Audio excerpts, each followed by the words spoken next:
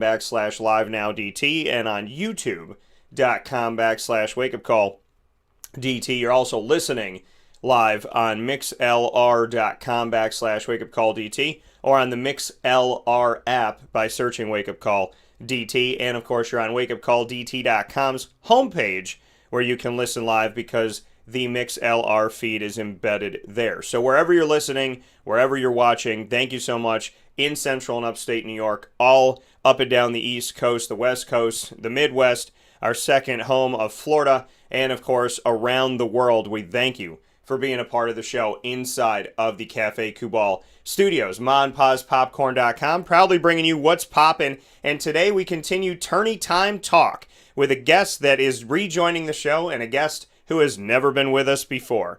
Very excited in hour number one at 9:15 a.m. Eastern Time. In just a few minutes, we'll be joined by a man who has his jersey retired, hanging in the rafters of the Dome, and that is Dennis DuVal. Dennis DuVal will be joining us at 9:15 a.m. Eastern Time to speak on Syracuse and speak on his time at Syracuse. And in hour number two, we'll be joined for the first time ever by someone who is listening into the show and watching the show last week when his teammate John Wallace was on it, and that is the man who is part of the 1996 Final Four and runner-up team. Jb Reafsnyder will be joining Wake Up Call with Dan Tortora, which I'm ecstatic about, because that 1996 team, arguably my favorite team that I've ever gotten to watch. So being able to talk with Lazara Sims, John Wallace, Otis Hill, and now Jb Reafsnyder joining the fray is really, and Todd Bergen as well, which is really, really cool. So very excited to have JB on the show at 10:15 a.m. Eastern Time today. And we'll finish, as we always do,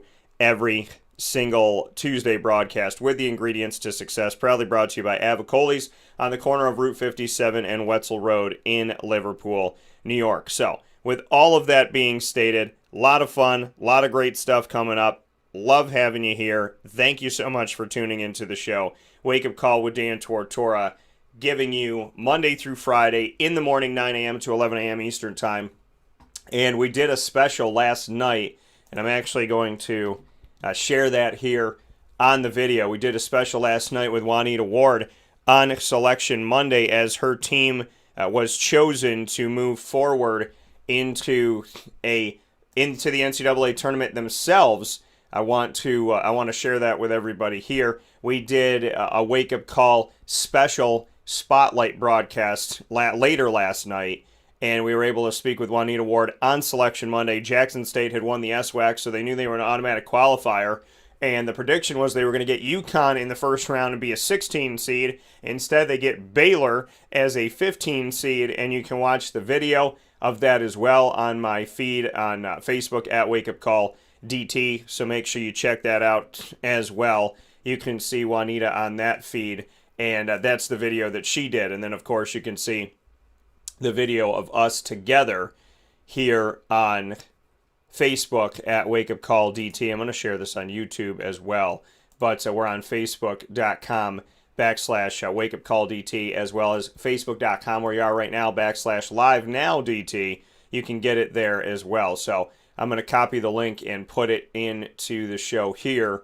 so that you can all get it and check it out later on today. So Juanita Ward and I celebrating the fact that Jackson State is moving on to the NCAA tournament, which is really, really cool. And I don't want to give up the road to how they got there. Let's just say God is so good, and something really cool happened this year. So Juanita and I celebrating Jackson State women's basketball heading to the NCAA tournament. So make sure that you check it out. A great, great time with a great person. And many of you know Juanita for our segment that we do together every Friday, which is Lead, Learn, Evolve, Ad-Lib, and Deliver. And that is proudly brought to you by Chick-fil-A Cicero. So make sure that you check that out when you get a chance here. And shout out to my guy, Rex Trowbridge, who's joining us and listening in today. Appreciate you, Rex, and look forward to having you back soon. Another Syracuse basketball alum. And I normally don't eat on the air. I don't usually think that that's like a thing to do. But today I can't help myself because I'm going to show it to you. I got the breakfast pizza So good. Please hold. I got the breakfast pizza from Millhouse Market. And it is egg, brie cheese, pear, maple syrup, and bacon. And it is tremendous. So, get yourself out to the Millhouse Market, 3790 New York 13 in Pulaski, New York. Worth the drive every time. And go get yourself a breakfast pizza or anything cool today. Their food is so good. So good. So make sure you go out and get it today. And that's, I usually, like I said, I don't eat on the air, but I'm breaking my rule because it's so good.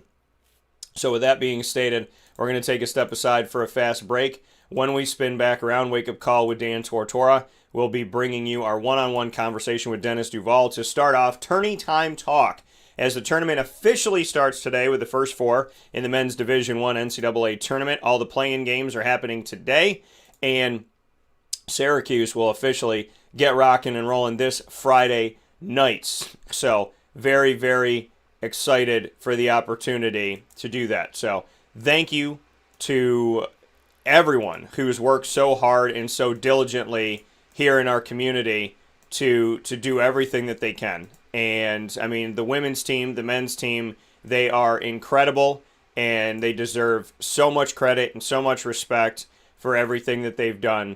They've worked so hard in a year that's been so interesting and so unique and so trying and difficult and tense at times. So I want to really give respect where respect is due. So shout out to Jim Boeheim and the crew, and Coach Q and the crew as well. We'll take a step aside for a fast break. And when we come back, Dennis DuVal will be joining us live here where sports meets life on Wake Up Call with Dan Tortora from inside of the Cafe Kubal studios. As you go get your hot coffee or hot chai, hot tea this morning, we are heating up with Tournament Talk, Tourney Time Talk, all about them Syracuse Orange, coming up right after this fast break on Wake Up Call with Dan Tortora. And as always, we appreciate you being here, and we thank you for being a part of the show every single morning, Monday through Friday.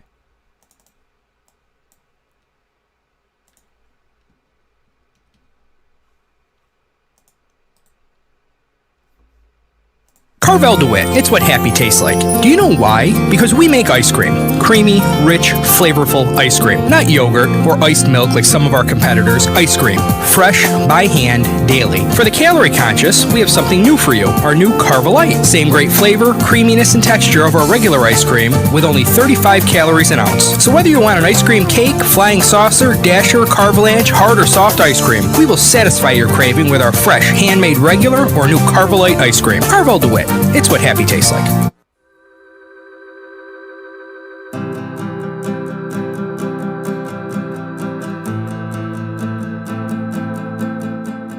Cafe Kubal offers same-day local delivery of our products, offering no delivery charge for Onondaga County.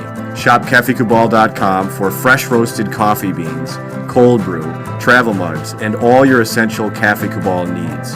Cafe Kubal, coffee for the soul.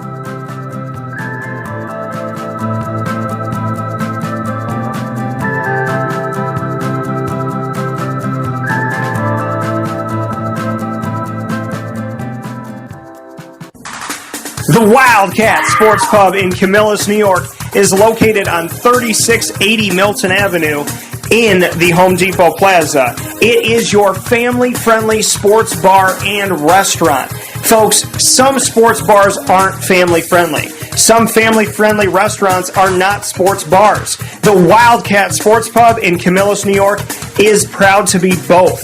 It is that marriage that you've been looking for years. The Wildcat Sports Pub is your home base for your sports bar and restaurant needs, games for the kids, indoor and outdoor activities, and enough things on the menu to come back every single week and get to try something new. They're open Sundays from noon to 8 p.m., Monday through Wednesday, 11 a.m. to 11 p.m., and Thursday through Saturday from 11 a.m. to midnight. For reservations and party information, call 315-487-2222 for the Wildcat family-friendly sports pub and restaurant.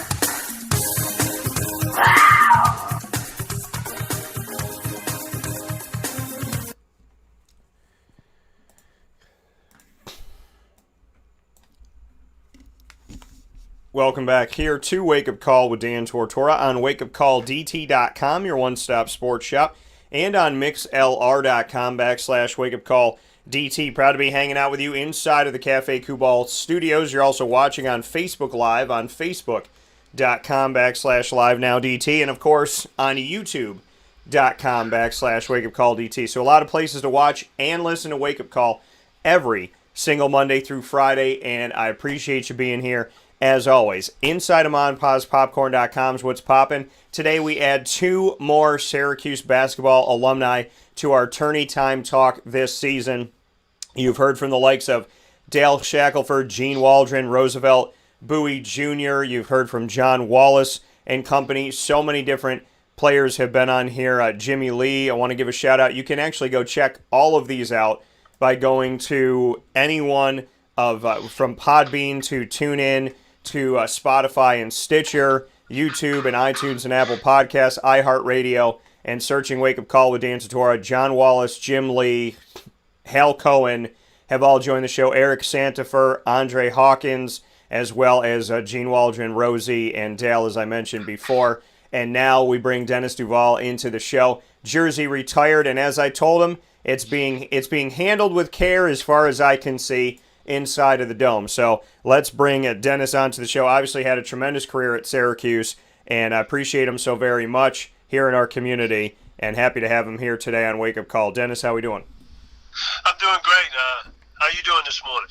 I'm doing very well. And Dennis, I want to start there because you and I never really dove into it. You know, there's so many Syracuse players in history, but there's not a lot. You know, when you come into the Dome, you see that they've been, steadily adding some jerseys there, but there's not a lot of jerseys compared to the amount of players that played.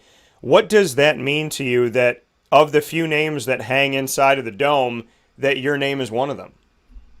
Well, it's a pretty good feeling. And it's just the fact that you're being recognized with those other guys and those other players over the years shows that, it's an accomplishment that from a team perspective and obviously from an individual perspective, it's just a great honor to be amongst those guys whose names and jerseys are hanging in the Dome. You know, and the other thing about it, too, is everybody knows Lawrence Moulton for the high socks, but you rock some high socks as well, almost all the way to the knee. I mean, do you deserve some credit? I know Lawrence gets it all, but should we lean a little bit to your side too? Because I'm looking at the picture right now, and you were rocking the high socks also. Well, if you look closer, the entire team was rocking the high socks. Yeah. That was actually back, obviously in the middle 70s, but that was the style back then. And everybody on the team, we had uniform socks that came up high. That was part of the apparel at that point in time. Yeah, and Dennis, I got to give you credit too. I mean, the hair is on point, and just like I got to give that. I mean, I got to give that to you. I know the hairstyle is different today, but bring me into the hair because I'm loving the afro I'm seeing here in this picture. Like I really honestly I respect it. So. And I love music from all different times, so it brings me back to some musicians and whatnot. How was it to play in it? Did it ever bug you at all? And did you have the best fro in Syracuse basketball history? Well, I can say I had the best fro in Syracuse basketball history. I will make that claim. Okay. I know there were others, but I think I had the best fro. But at that point in time in my life, and obviously in history, it was a lot of us that were rocking that style back in the 70s. If you look, Julius Erving, myself, others. We had that fro. We come from the same area as Dr. J, and but that was something that I was proud of, and was part of my heritage. And obviously, at that point in time in the 70s, it was the stock. And I mean, to you, was it inspired by Dr. J? I mean, was that your favorite player, or was there somebody else that was your favorite player growing up? But how connected is that style to Dr. J in your opinion? Did you do it kind of as an ode to him, and was he your favorite? Well, not particularly. My cousin lived next door to him and grew up and went to high school with him. So I've known Julius since I guess he was in the ninth grade, and I was in the seventh grade. I've known him that long, but that was just a style for people of color and African Americans showing their cultural heritage, and it started obviously in the 70s, but. A lot of guys had fros back then. If you look at the pictures, just something that we did back then as a style-wise. A little bit different now, obviously, but that was just part of the times. But the thing is that, like you said, a lot of people had them, but as you made the claim, and I'm going to rock with you on it, that you had the best one in Syracuse basketball history. That's why I brought it up, because this picture, to me, identifies you as the best. But I need to go back to the fact, Deenis, that you're just casually said, oh, yeah, I've known Julius since he was in the ninth grade and I was in the seventh grade. You know, Mr. Julius Irving. Like, can we go back to that, I'm talking about Dr. J, and you're like, oh, yeah, Julius. Grew up next to, a family member. I've known him for a while. Bring me into the relationship with Julius Irving. Well, actually, I saw Julius a couple years ago. We were at a charity event in Las Vegas for a charter school. He grew up in Nassau County. I grew up in Nassau County, which is downstate. We played against each other. My older brother played against him in the parks in the areas. You kind of had neighborhood and community rivals back then, where you went from different parts of the island playing in different parks against each other in games. But I was recruited to go to UMass. Obviously, I chose Syracuse, which I thought was the better choice for me, and I'm to this day I'm glad I made it. But back then, you had Rick Pitino. You had Julius went there, Rick Pitino, Al Skinner. We all come from the same area in New York, and they all were trying to recruit us. And obviously, with Julius being there, it would have been a great team. But I forfeited over to the Cuse, and I've been better for it ever since. Yeah, and you talk about, that decision, and also coming from downstate and just the level of talent from that area, just what you can say to that, because Syracuse still has a bridge, obviously, to that area of talent and still has players from downstate on the team to today. So, what does it mean to you to rep that, and how important that was for you to come from where you came from and to come to Syracuse and really, wear that on your chest as well? Well, we're all from that metropolitan New York area, and it has a really good reputation for basketball in general. If you look at the Syracuse rosters over the years, a lot of the great players come from that metropolitan area of New York, New Jersey, and sort of in Connecticut area. We try to uphold that reputation, obviously, by our skill sets and working on our games and making sure when we do get to the college level and the pro levels that we represent it in the right way. Because at the end of the season and at the end of the school year, we all go back home. And there's always a lot of chatter, between guys that went to St. John's and guys that went to Syracuse, back then, or Manhattan College or Fordham. So you had to hold it up. I'm lucky to say I never lost to any downstate teams, St. John's, Fordham, or Manhattan College at the time on our schedule. But so I had good things to talk about when I went home. Yeah, and the thing is, Dennis, speaking with Dennis DuVal here on Wake Up Call with Dan Tortora inside of the Cafe Kubal studios for Tourney Time Talk, as we are amidst the NCAA tournament. Dennis, New York basketball is a staple of our country to me. And, for you to say, like, you never lost to those teams, so you got to go home and talk, and you got to go home, with that undefeated record. I don't want that to go understated because, in the state of New York in general, we talk and those of us that know what it's like to be a true New Yorker, we talk it, we walk it.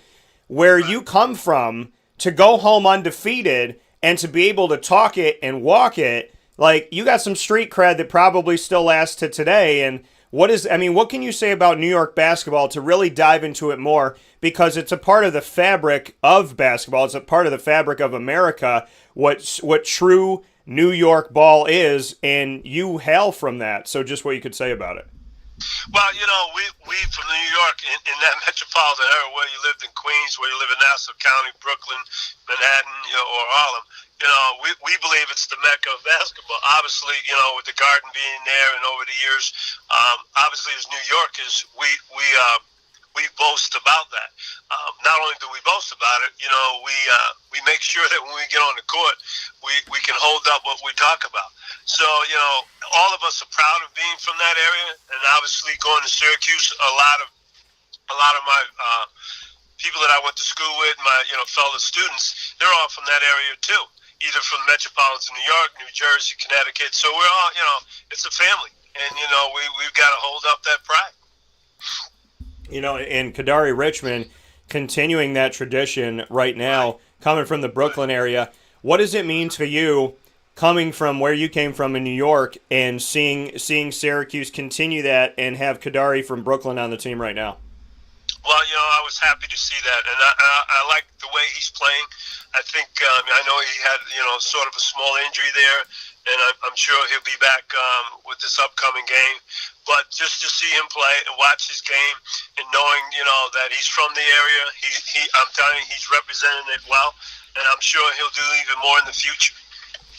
What is it about Kadary Richmond that makes you believe, speaking here with Dennis DuVal of Syracuse Orange basketball history, what makes you believe that he is repping New York well? Well, the fact that, he plays hard. He plays both ends of the floor. The fact that, he's a good penetrator. And when he penetrates, he finds the open person. I think he helps spread that defense out, and I think that has a lot to do with when it comes to getting people open, like Buddy and others, to take those three-pointers or open shots. I think he represents that in terms of a guard and being able to see the full floor and being able to find other people to make things better. And Kadary, like you said, he plays both sides of the floor. He has the wherewithal. He's got a lot of intelligence, a lot of basketball IQ, from my point of view, that, number one, he attacks besides Marek, he attacks the basket better than any other on the team. And he has the wisdom that when that shot clock is running down, he'll hold on to the ball, he'll kind of look and see it, and then he'll make sure he takes a shot, and he'll jump and bump and make sure he hits a guy so he goes to the free throw line. Just what you could say about his intelligence of knowing when that shot clock's running down. I'm not just going to take a jumper. I'm going to get myself fouled and try to make the shot. Just his acrobatic plays, making sure he gets fouled, and then on the defensive end, the fact that he actually will kind of key in on different things and jump his hand in to grab a steal, where we haven't seen that in Syracuse in a while. Well, the fact that he's cognizant of the clock, and he knows how to use the clock at the end of it. He goes to the hole, meaning that he knows if he gets all the way to the hoop, they have two things: they're either going to foul him or he's going to make the shot. And then usually, his mindset is, the ref's going to call that. When you start trying to get all the way to the hole, that what you call a bump, that's going to be called in college basketball. So he has that to his advantage. He has his innate ability to figure out exactly when to do it, and that puts pressure on the defense, obviously, to be able to they're either have to stop him, or he can pass it off to someone for a short layup, or he can get his shot. As far as, he's got long arms, he's got long arms, and he knows how, when to reach in. In college basketball, sometimes it's hard to reach in because they'll call it quick, but he seems to be able to get away with it. He seems able to make steals at in opportune times, and I think that's to the defense's advantage. Speaking here with Dennis DuVal about Kadary Richmond, I want to go back to your play. Speaking about Kadary coming from the beautiful area, same type of area that you talked about, the mecca of basketball in the great state of New York. And I want to go back to, you were known to be a flashy player, and your nickname was Sweet D. So I want you to bring me into the Flash, Sweet D. You had a pregame show. There was a lot of stuff that you did. You brought entertainment to sports and that excitement out of Westbury. So bring me into what life was like on the court through your eyes, and what the world of Sweet D was like? Well, first of all, I didn't give myself that name. Someone else did that.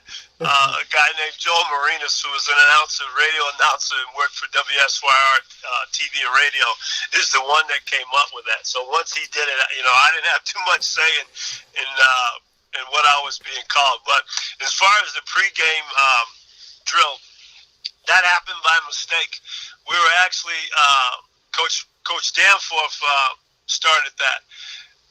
Before practice one day, I was screwing around, giving guys passes. We were doing layups, and I was messing around doing fancy, passing the ball between my legs, behind my back, and stuff that, growing up in New York on those courts, you did it during the game, and that was an error, pistol Pete and a lot of other things. And it just was a style of play that we had.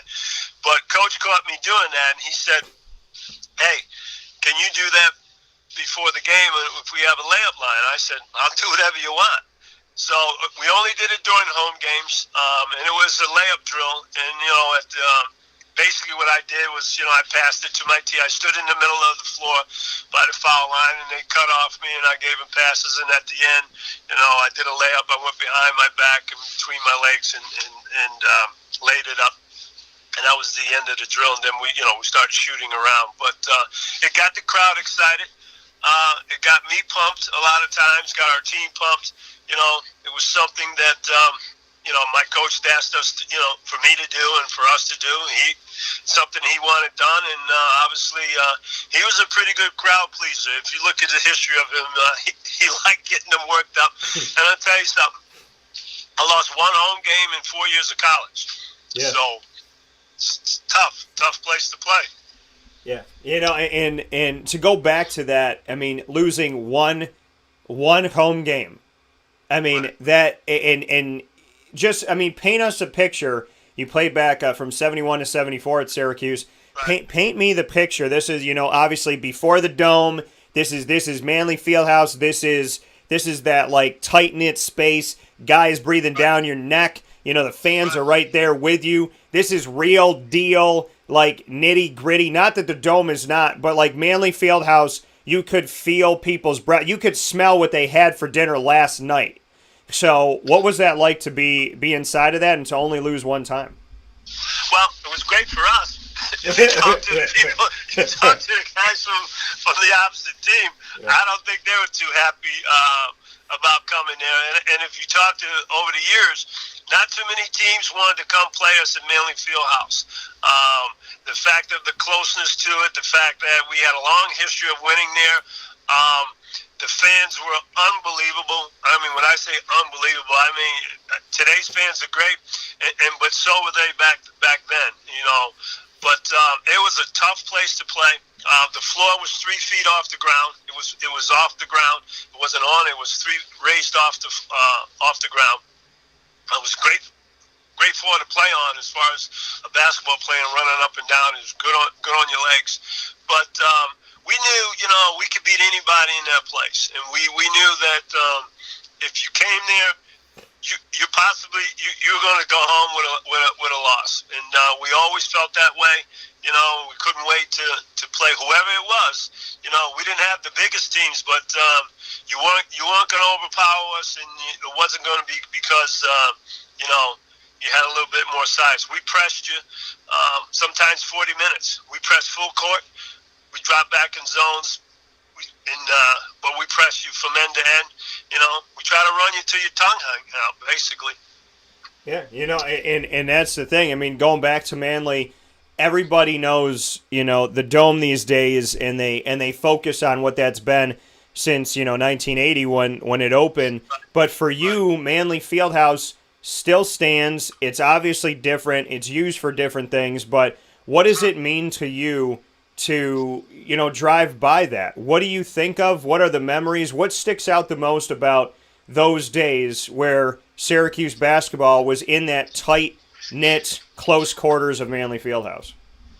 Well, I remember just looking at it the first time I saw it, coming from high school to that. It seemed like a huge place, you know what I mean? Which it was back then.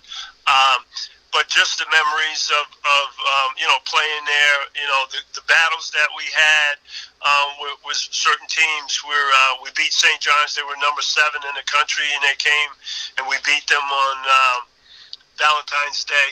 I think it was 1973 where they were number 7 in the country, and we they left there with a loss. Those games, and obviously, our relationship with the fans during that period of time, was great. And just to, watching the program grow and being part of that, when you ride by there and you look at, what it was and then and where the program is now, it is so great to see. Watching it grow and grow and grow and being part of that whole era and that family of Syracuse basketball, means a lot. Speaking here with Dennis DuVal, Syracuse Orange men's basketball history. Dennis, the more we talk this morning, the more it is clear for people to see that you are rich in tradition and the history of Syracuse basketball. When you look back on your time and you think about Manley Fieldhouse and, like you said, the best fro in the history of Syracuse Orange basketball, plus the jerseys retired, plus losing one game at home your entire career, plus, what you did in kind of that pregame show to get everybody pumped up. I mean, for you to take all of that and put it all together, when I say Syracuse basketball to you, Dennis, what are the first things that come to your mind? Because you are such a part of our history. You're a part of this city. You're a part of New York basketball in general that we spoke about, and the tradition of that and the respect of that and the grit of that, if you get respected all around the country, but you go back home to downstate New York and you don't have respect from them, you're trying to earn that too. And I mean, there's something to be said about the fact that, coming from where you came from, playing for who you played for, being a part of the tradition, being in Manly, everything that we've talked about so far, when you think Syracuse and you think about your career, what are the first things that come to mind? Because anybody that doesn't know you, I mean, they're getting educated this morning, and I'm like a kid in my studio, just really excited that we get to have this talk. So, well, it's just being part of that. It was obviously a life-changing experience for me, and like other players, some of us we still have those relationships now with our team members. That never goes away. A lot of people don't know what the history is. A lot of people are current, so sometimes you have to remind them.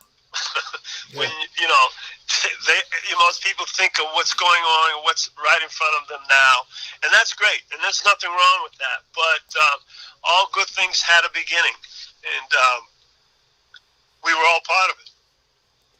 And you look back on your teammates, and you said that you're always a family.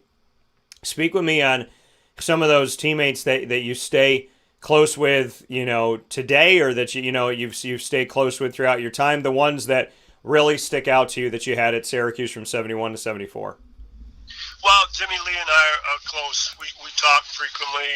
His brother Mike doesn't live too far from me. We always try to stay in touch and communicate with each other.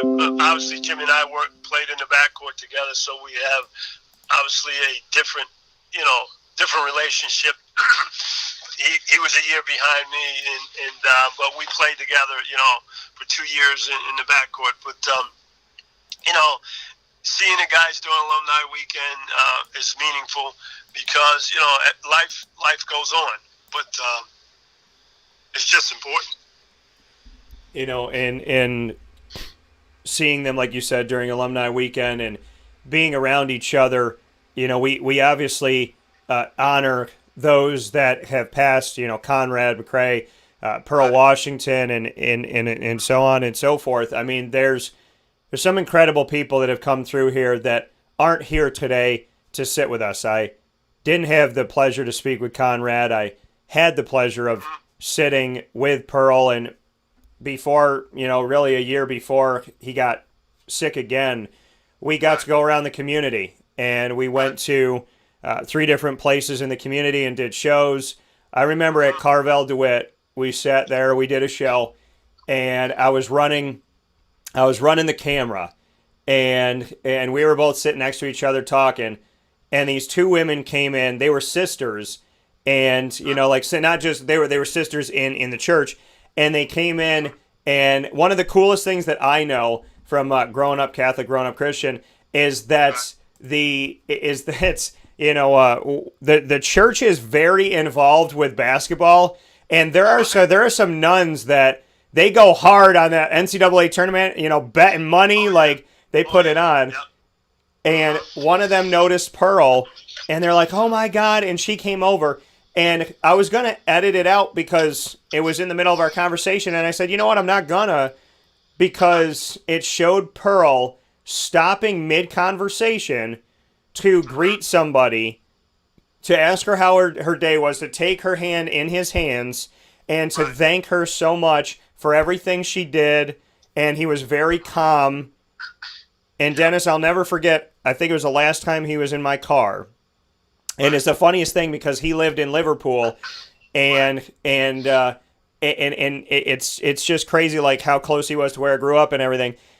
And when we were talking, we sat in the car, remember exactly where we were, and he said, and I try with all of you, and I know, I mean, you did a tremendous thing with me, with my festival, and so many did. I mean, you guys have been by my side in an incredible way. And Pearl sat next to me in my car, and he said, you know what, Dan? He said, I appreciate you. And I said, I appreciate you too, Pearl. And he said, he's like, I call us friends, but we're not friends. He goes, with everything we've been through and talked about and stuff we did, he goes, we're more like brothers. We're family now. And that was one of the last things that Pearl said to me when we were sitting in the car together. And I didn't know when he got out of my car that day that would be the last time.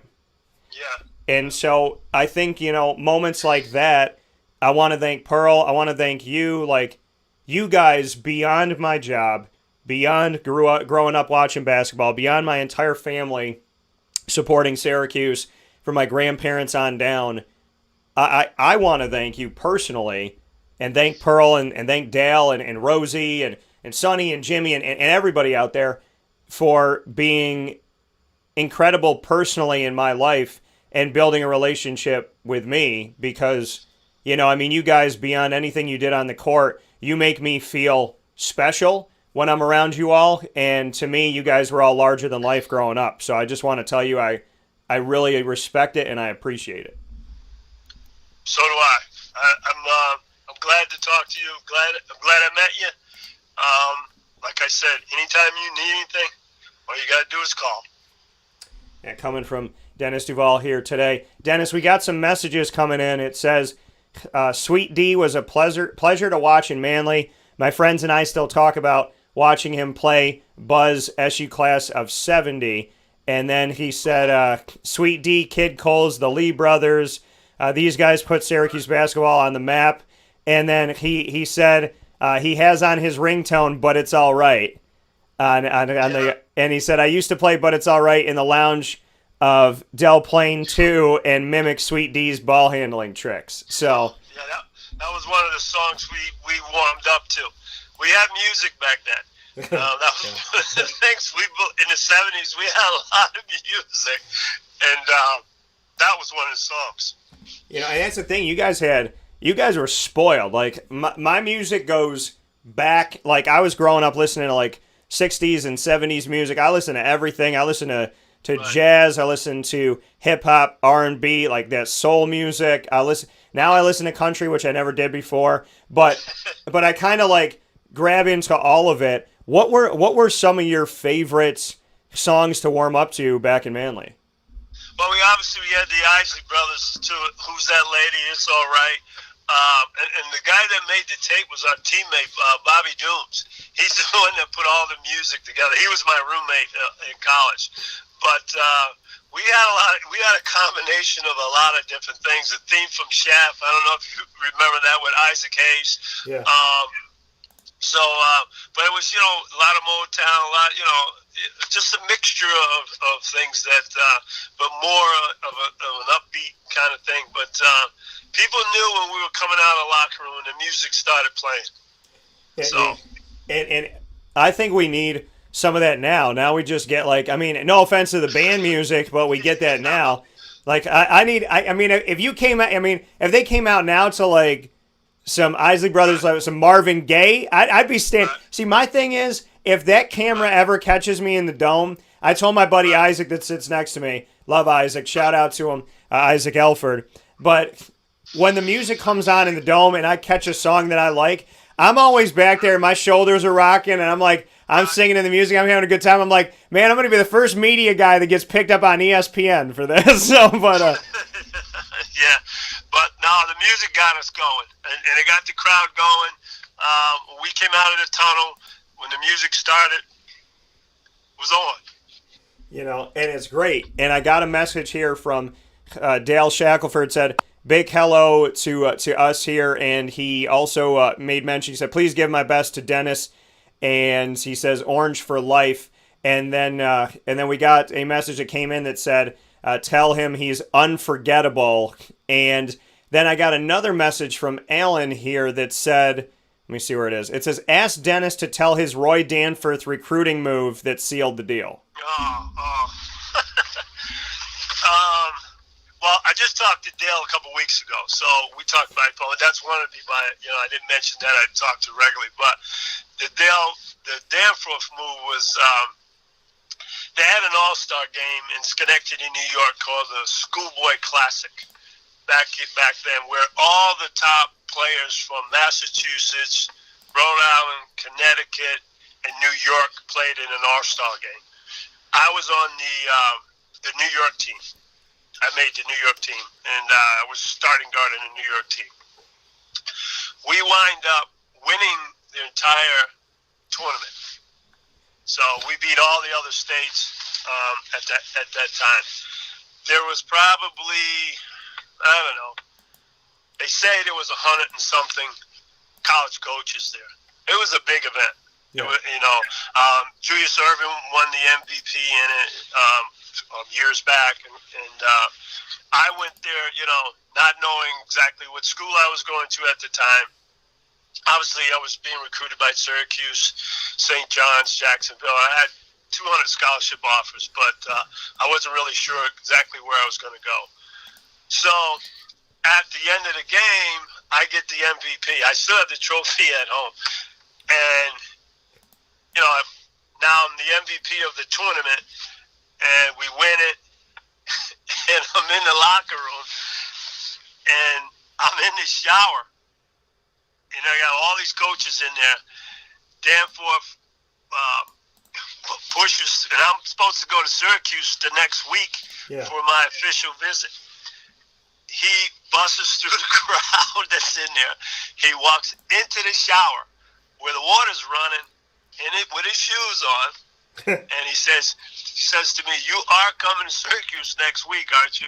I said, "Yeah, Coach, I'll be there." I said, "But can I finish taking the shower?" He goes, "Hey," he says, "I got to get ahead of these other guys." He says, "You got to promise me that you're coming next week." I said, "I'll be there."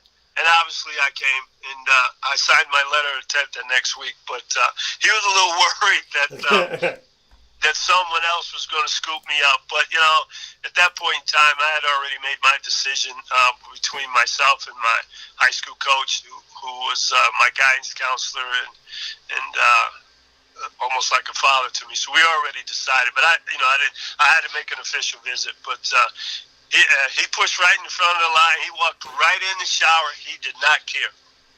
Well, he did not care. And the thing, but he got you. You know what I mean? Oh, he got to me. He got to me for sure. He got to me. That's for sure. It's a little different. And you mentioned your coach, who's like a father figure to you. Give him a shout out, because I think obviously that relationship is special. Ed Krinsky. He was actually there when my jersey was retired. He came up for that. He still lives in Long Island. Still alive. He's 86 years old. What does it mean to you to still have him here with you today, especially after everything we've been through this past year? Well, it's pretty important. Pretty important. And what did he say anything to you the day your jersey was retired, or was there anything that kind of stuck with you? No, not really. Not really. I mean, it was enough said that day. Trust me. What were the things that you remember the most, said that day, done that day, and embrace when your jersey was retired? More so, just all the people congratulating me. That was important. You standing? Nothing special. Just being grateful. You stand in the dome, and you have that moment. At Manley Fieldhouse, you built that moment. What does it mean to you to live within both worlds of Manley and the Dome, and to have them both know you, both respect you, and what you did in one is now represented in the other? I don't know. It's just closure, that being recognized for what you did in college, and other people recognize, not just yourself, your teammates, those type of things. It's important to know that your teammates respect you, and that you didn't do it yourself. You had a full team behind you, and you can't win without them. So, not just me. But I mean, and that's the thing. You talk about that they were behind you, they were there with you. To know them still to today, and to have that connection, to have that love, to have that brotherhood. I would imagine to you that the friendships that you built and the connections that you have go well beyond any wins and losses. I mean, yeah, you guys can reminisce, but the fact that they're still in your life and the fact that they wanted to congratulate you that day, I would imagine, all these years later, that to you has to be the sweetest part of being Sweet D, so to speak. Yeah, it is. But from an end, you could score. I could score a lot more points. That's and I know that. In the game, I can get myself worked up. Well, I might score more points, but we're going to lose the game. We're going to lose the game because you're going to get out of team concept. And sometimes it's not about, even though you're scoring and people depending on that, you've got to sacrifice to make your teammates better and to make sure that they're involved in the game. Scoring points and being able to score, and those are good things, but those are individual issues. I think that the success I had was because of my teammates. You can't be selfish. You got to understand that that this is a team concept. If you look at championship teams, they work together, and we didn't have a lot of size, but we had a lot of grit. But I averaged 20-something a game my senior year and almost 20 my junior years. Could I have scored? Sure, I could have. But that wasn't the issue. That wasn't important to me. Important to me was winning.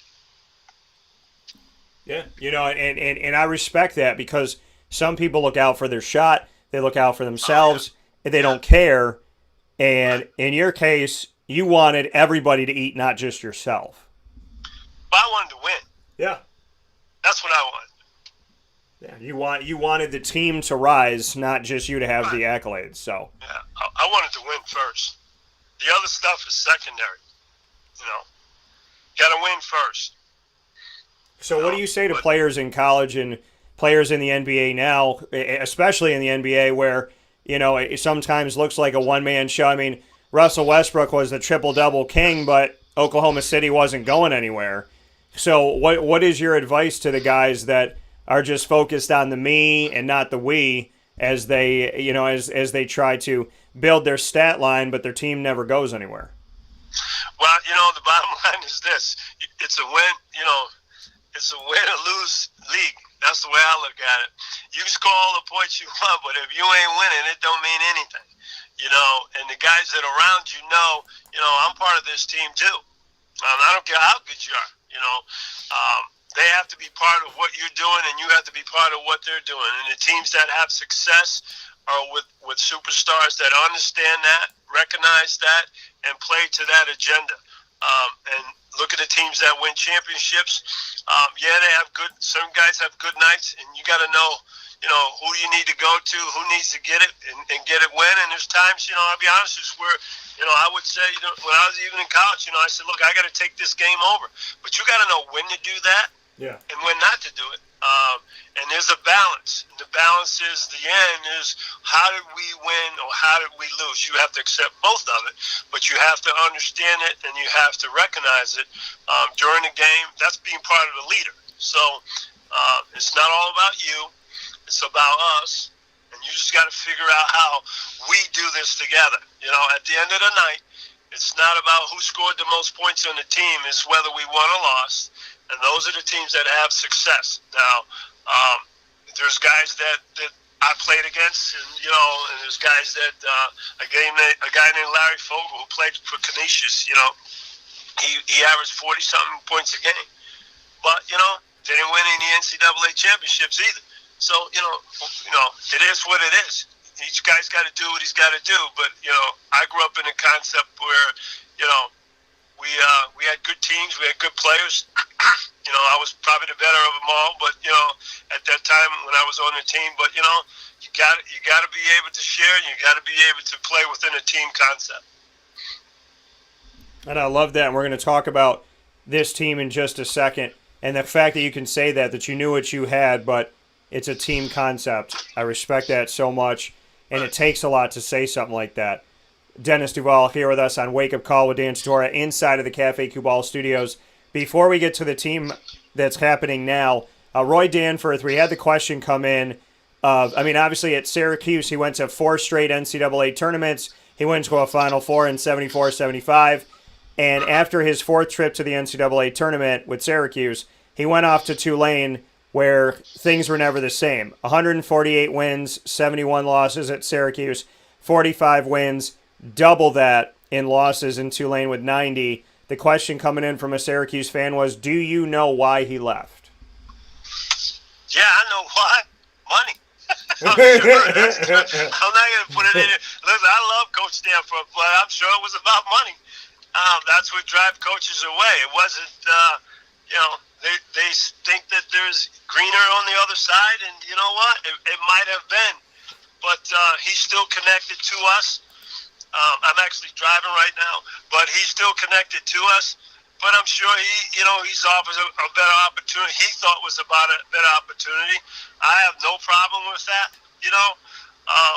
Fact of the matter, what he did is by him leaving, it created the opportunity for Coach Boeheim, which can't look back, because I tell you what, he's done an extremely great job with the program. He's held it up what it is. But he's motivated probably by a better contract, and that's what happens. But life's not always greener on the other side. Yeah, even though it was the green wave. So with that being stated here, 2 final points here with Dennis DuVal. First one, Dennis, what do you think about the team? They got San Diego State, a 6 seed. Syracuse gets an 11.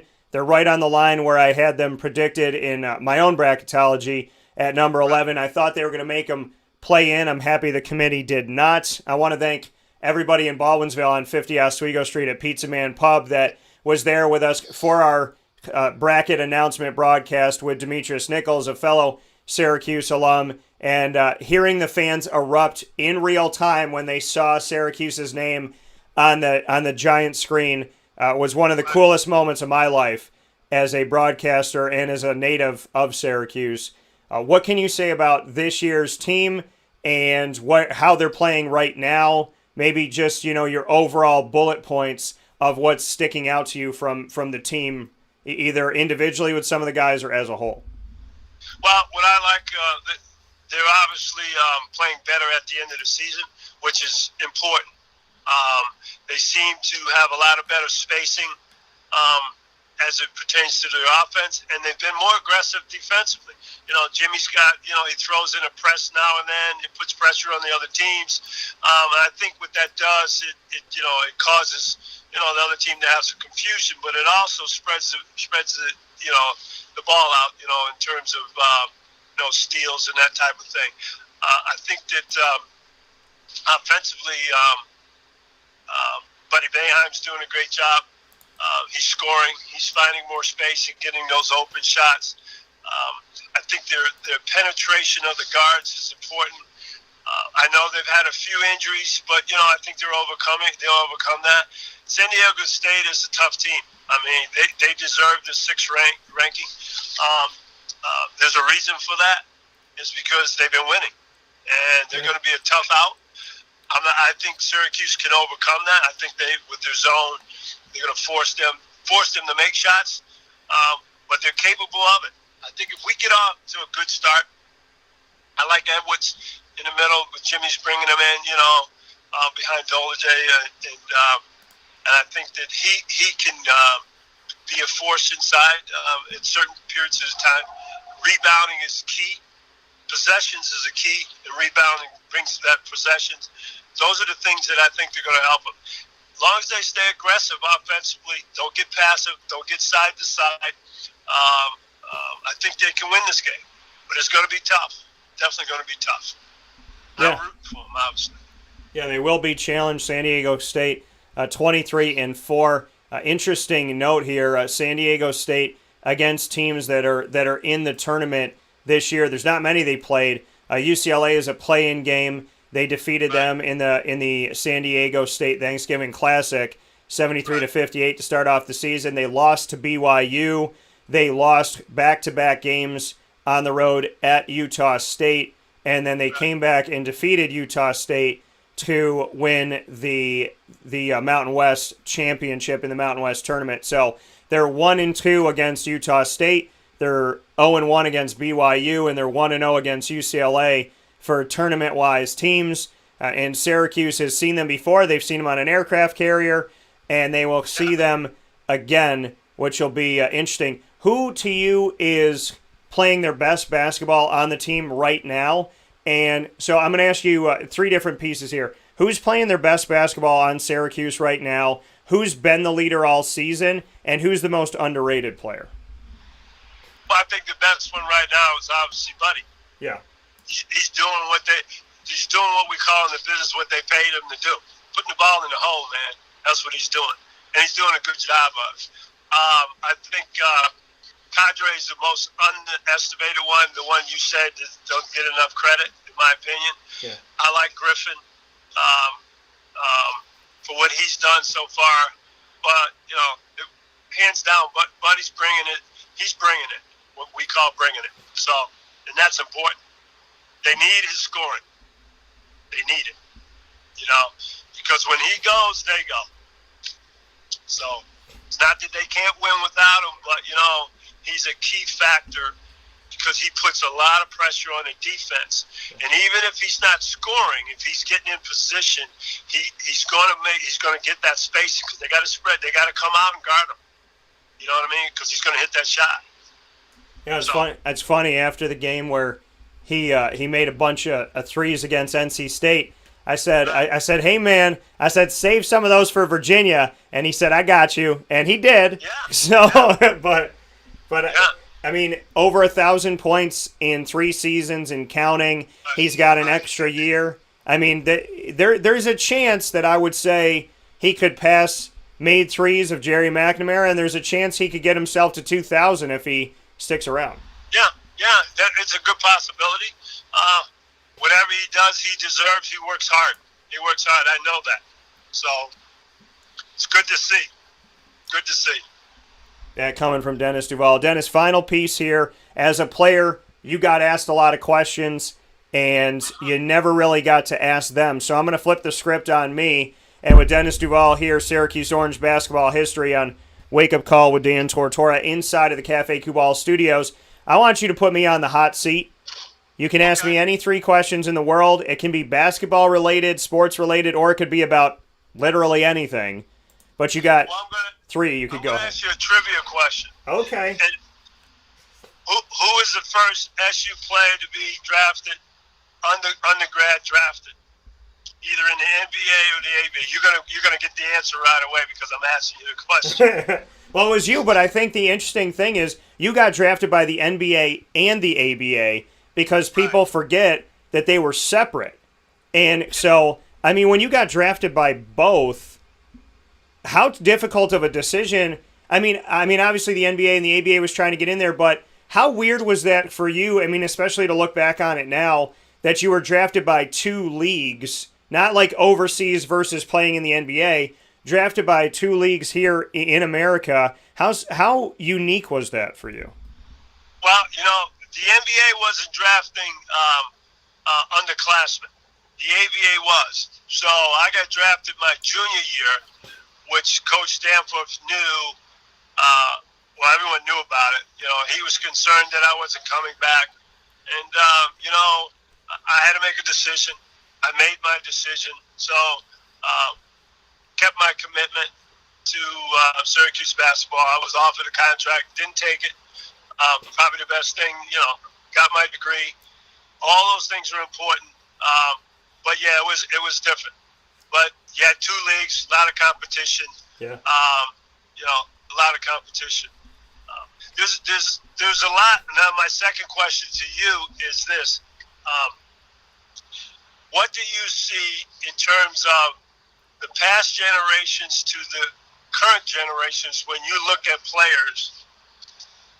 How do you rate them as far as who could play in what generation? Do you look at them just by what they're doing at their time, or whether or not they're generation driven, meaning could they play in all the generations? Because people always ask, well, who's the best player? Who's this? Who's that?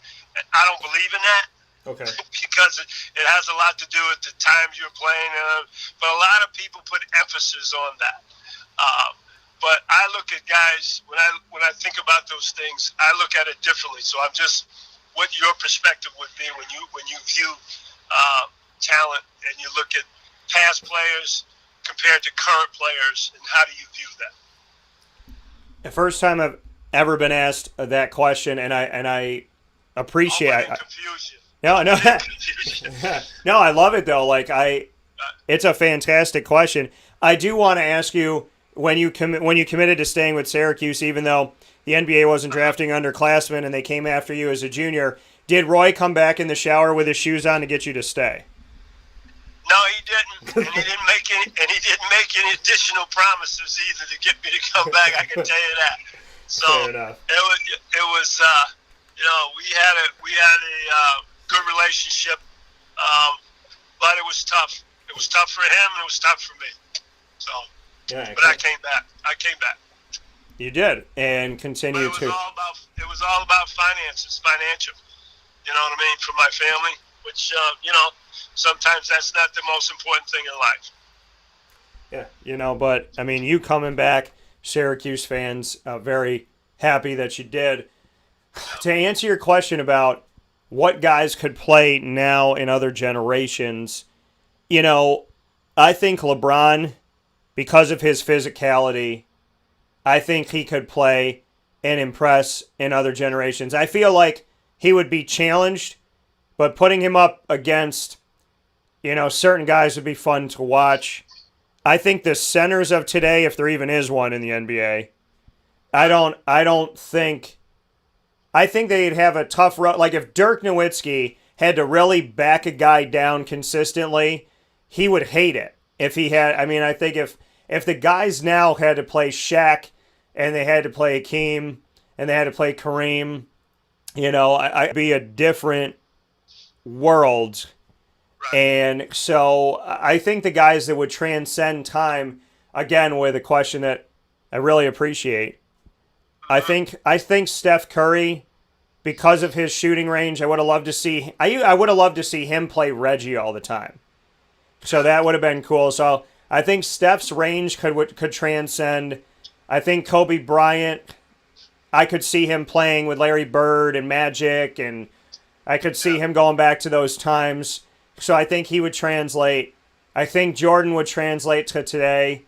I think Magic would translate to today.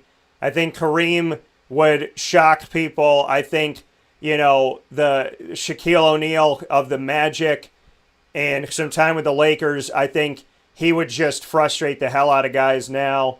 So I think there's certain guys that could do it. But of the young guys, LeBron's physicality, Steph's shot, Kobe's all-around game, I would have to say all of them, but, you know, the James Harden, let me shoot 19 threes a game, that would get lost. I mean, I don't think... Well, go ahead. What were you going to say? What you just proved to me was this. That's why they're all Hall of Famers. Those are the people that could play generationally. And James Harden's one of them, in my opinion. But all the people you mentioned, they're all Hall of Famers. Those are the people that are generational people. So those are the ones that I think, whether it be college or whether it be basketball or whether it be the pros, those are the ones that come across the generational strife. That they can play in any generation. And most of those people wind up being Hall of Famers. That was my point. That's why I asked you that. Yeah, and I love the question.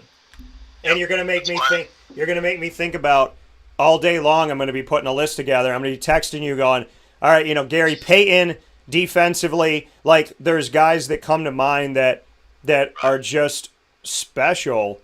And I mean, I think Akeem Olajuwon, because he was that guy that could, could pump fake you, turn around and hit that fadeaway as a big man. And, you know, I feel like now the big man's game, back then he was the guy doing it, and now, like, every forward's doing it. So he would translate to today as well. So, yep, for sure. What's your last question for me? I don't have one. I don't have too much time. That was a two-question question. Okay, fair enough. I get off easy on that one. But with that being said, Dennis DuVal, Syracuse Orange men's basketball history, Tourney Time Talk, and all of the memories you brought today. Dennis, all I can tell you is I look forward to, you know, just sitting down and grabbing a cup of coffee with you. I think we need to do that soon.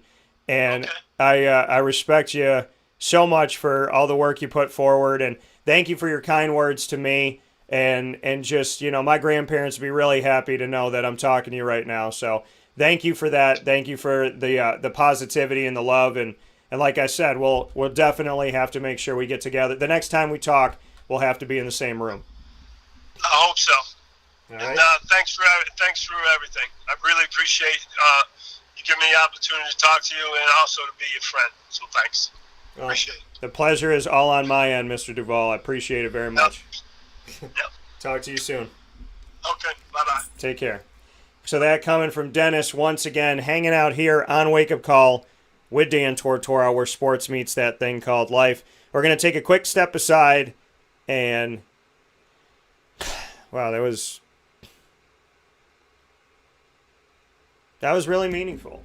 You know, I feel like, you know, I've been doing this thing for 17 plus years, and I feel like I come on the air and I say, like, wow, that was amazing. But, I mean, God continues to give. You know, what I did with Juanita Ward last night was amazing. What Tammy Reese and I have done over the last few weeks and in general has been amazing to me. My conversation with Rex Culpepper, amazing last week, that you all got to watch. I mean, he says so many things about Syracuse football that you had probably no idea about. And then talking with Dennis this morning, like, Dennis thanking me for being his friend. Stop it. Stop it, man. I mean, that's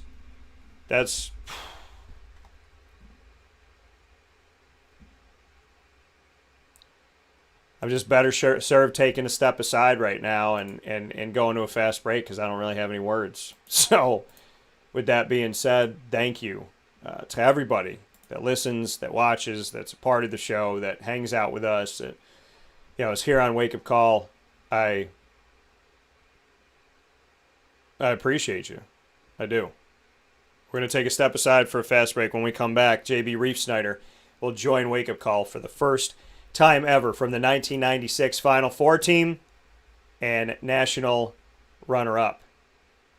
Very excited. Here inside the Cafe Kubal Studios. We'll be back right after this.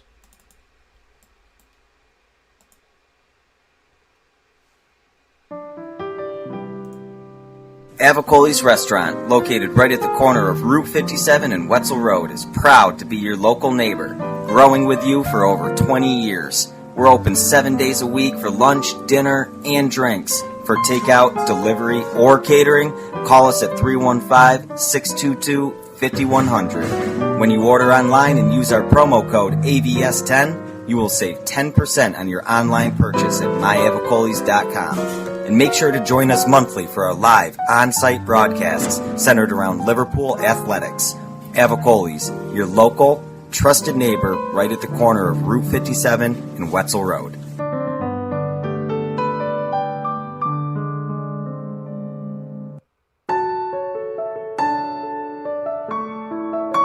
Having peace of mind when you're out of town that your furry-loving friend is safe and sound means taking them to Canine Campground, because we all know that when it comes to the love of our pets, it goes well beyond the call of duty to make sure they're safe and sound. Right, Lily?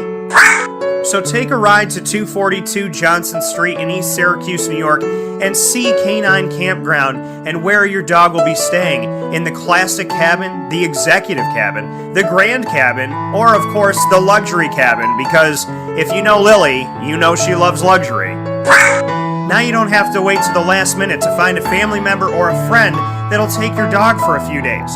Call Canine Campground at 315-299-4013. That's 315-299-4013. Their drop-off and pickup times are Monday through Sunday.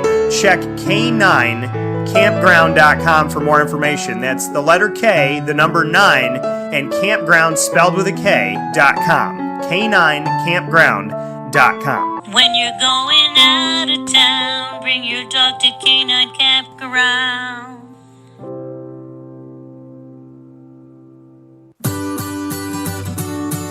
Trapper's Pizza Pub, located on 5950 Butternut Drive in East Syracuse. Right off of Bridge Street is your local community supporter right around the corner. Join us on site at Trapper's Pizza Pub for our live monthly broadcast supporting Central New York student athletes and their sports programs. Call 315-438-4444 for more information. And find us on Facebook and Instagram at Trapper's Pizza Pub. Trapper's Pizza Pub, your local community supporter right around the corner.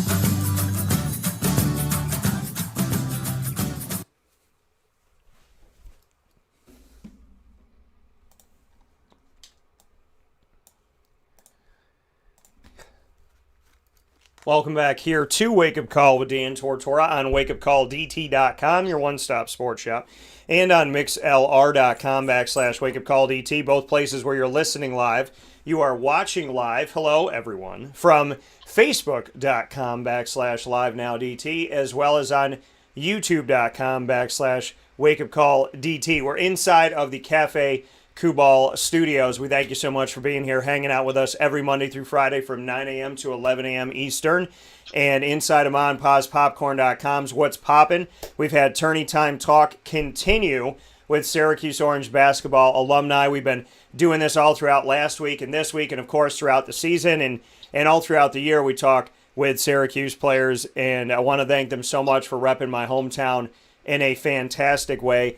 Dennis DuVal was here with us in Hour 1 into Hour 2, and for the first time ever, that 1996 Final Four championship runner-up team, the guys that I've gotten to talk to, a part of this, John Wallace, Otis Hill, Lazarus Sims and company, so happy, Todd Bergen, to be around this team that I got to, as I tell people, arguably probably still my favorite team in Syracuse basketball history. And I've never gotten the chance to speak with this gentleman. And I told him I could rattle off everybody's name. I could draw a picture of what everybody looked like when I was a kid, 10 years old, watching.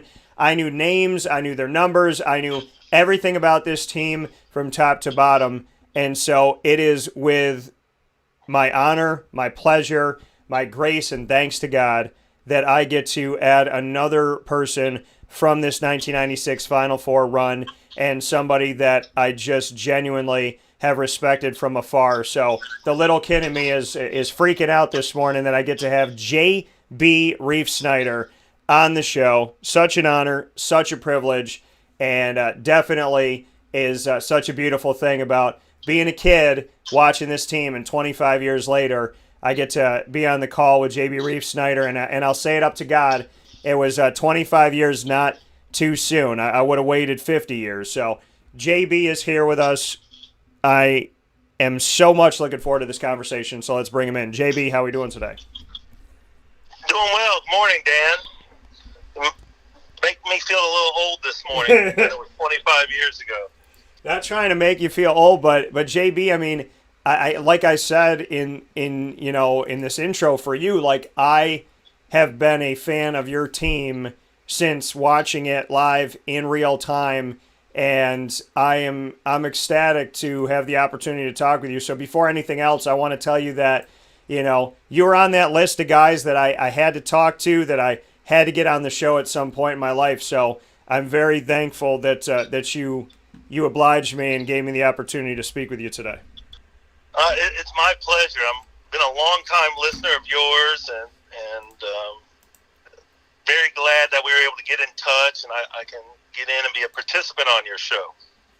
Well, I will tell you, JB, that I don't know if people can see it, but you put tears in my eyes right now telling me that you've been a long-time listener of my show when, the 10-year-old in me that watched you guys play in those games. I mean, if you would have told him back then that anybody on that television screen was going to be listening to his show, he would have the same tears I have today. So I don't really have words for it, but thank you for that. I appreciate that. You're welcome, and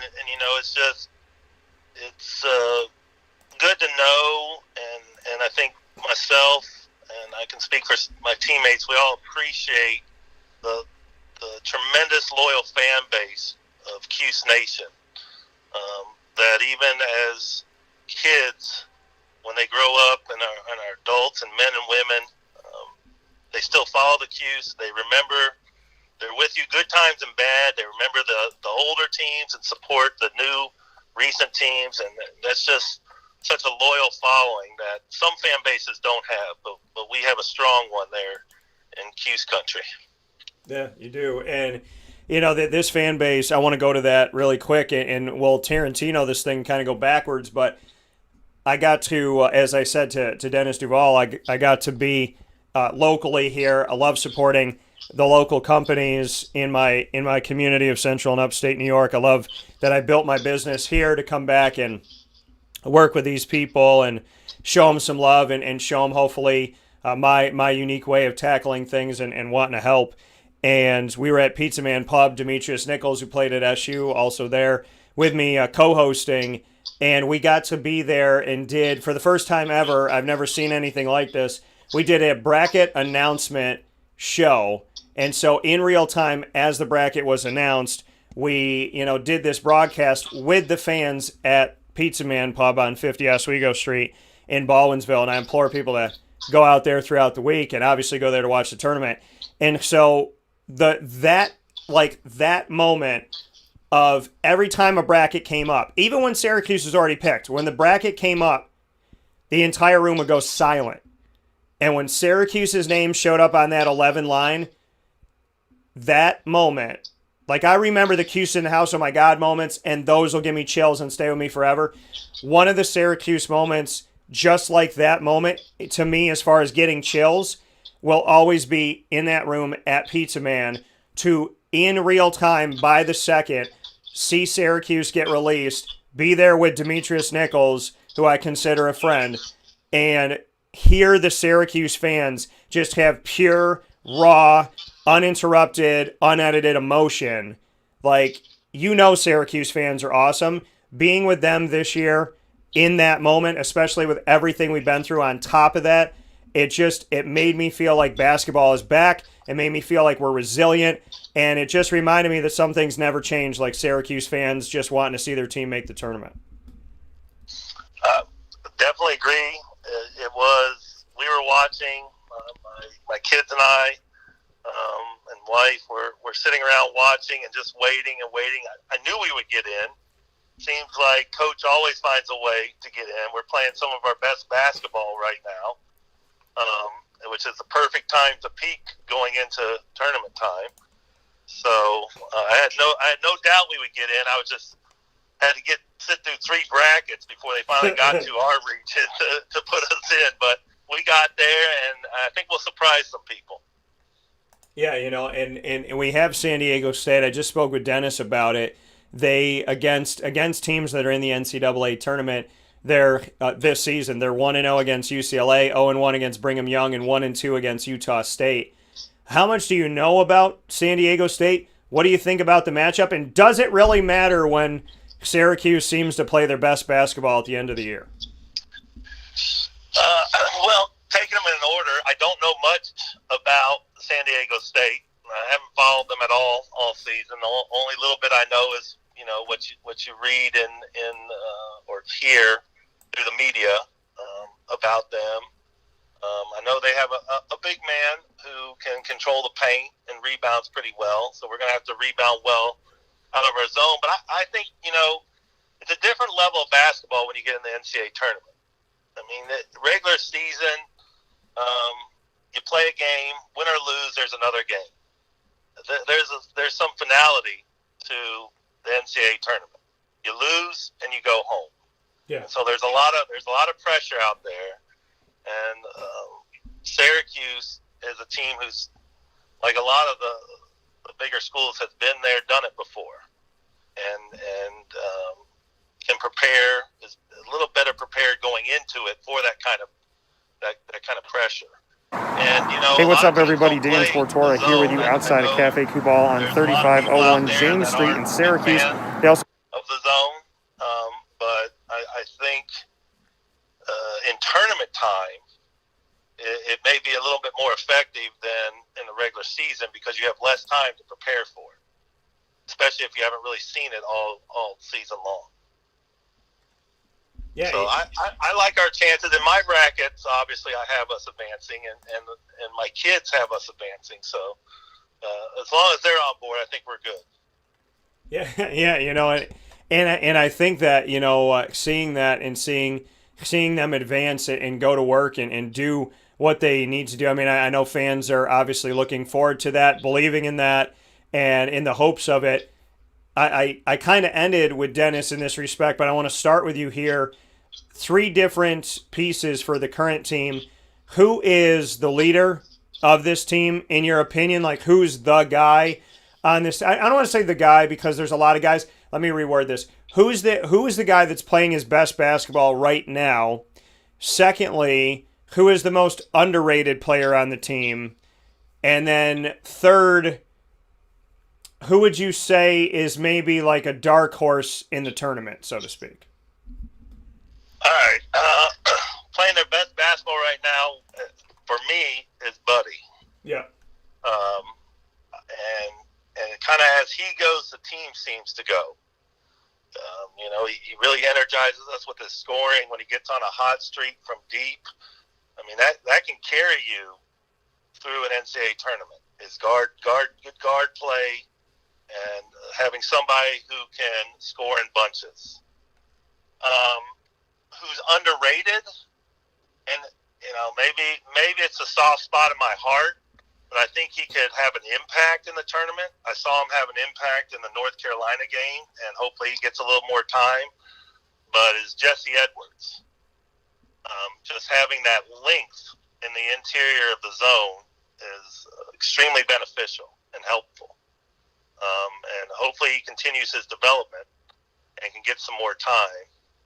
And then, I don't know if you call this guy a dark horse, but he is an absolute workhorse who can change games around as well, and that's Dolezaj. I mean, I've watched his growth over the years, and you just see these moments where his energy just kind of takes over a game, and it just infuses into the rest of the team, and we really start getting on rolls. And if we can get those 3 coming together all at the same time, we're going to be a dangerous out in the NCAA tournament.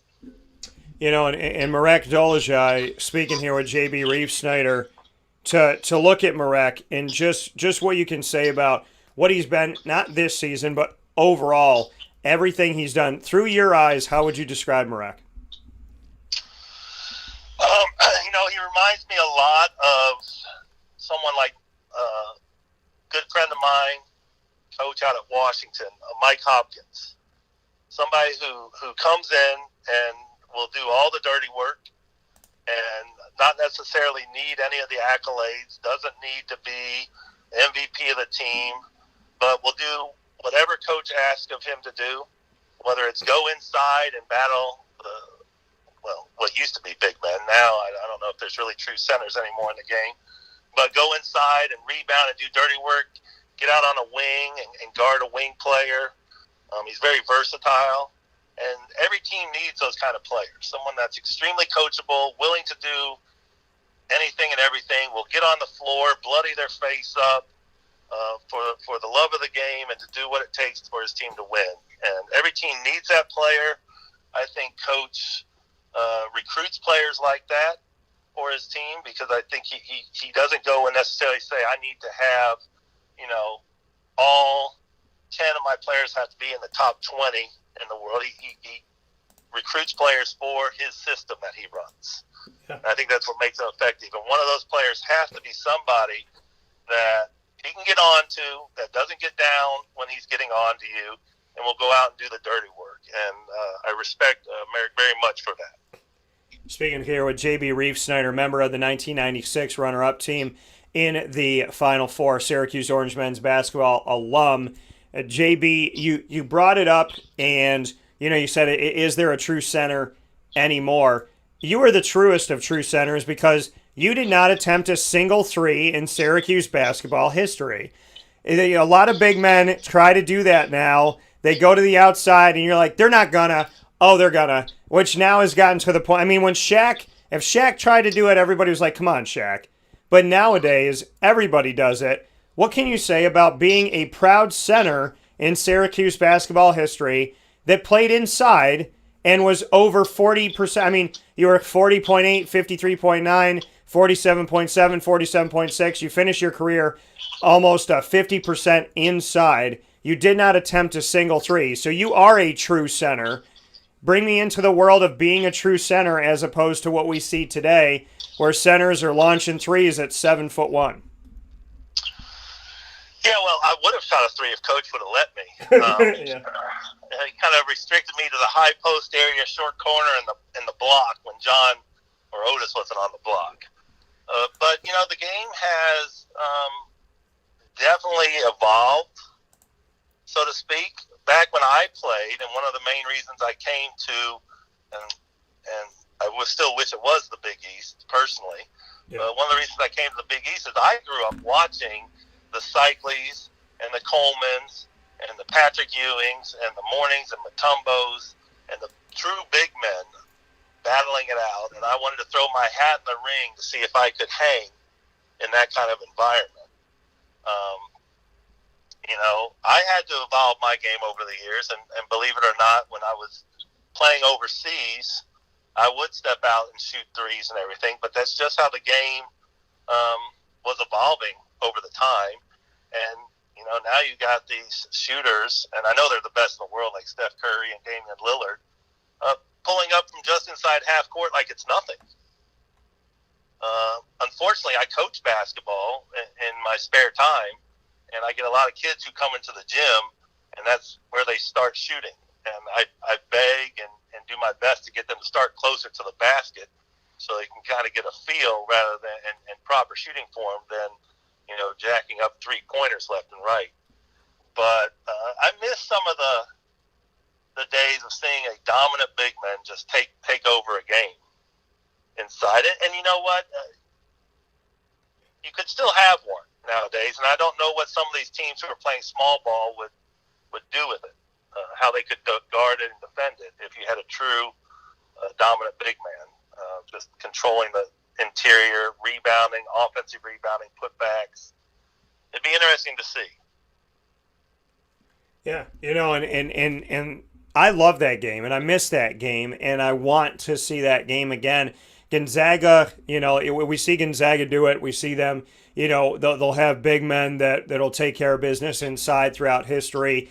North Carolina rebounding, pulling down 56 rebounds in a game, and seeing what they can do. We know that it exists and it's still there. Maybe not a true big man everywhere, but we know that there's still that play around the rim.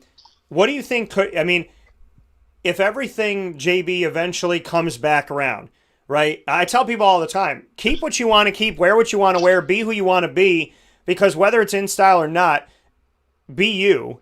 And things always come back. I mean, for goodness sakes, if the fanny pack could come back, which it did, then anything can come back. So do you think that we will be cyclical and eventually a big man will show up that'll spark another big man that'll spark another, and then you and I will be talking about the big men again inside? I never say never to anything. I think it's possible. I think you're going to have somebody that's a true center, somebody that is built, has the size, is 7 foot, 7'1", 7'2", prefers trying to dunk over people than stepping out and shooting the jump shot. I mean, I know you have guys in the league like Joel Embiid who can post up and make a move and dunk on somebody, but then he also is shooting the threes.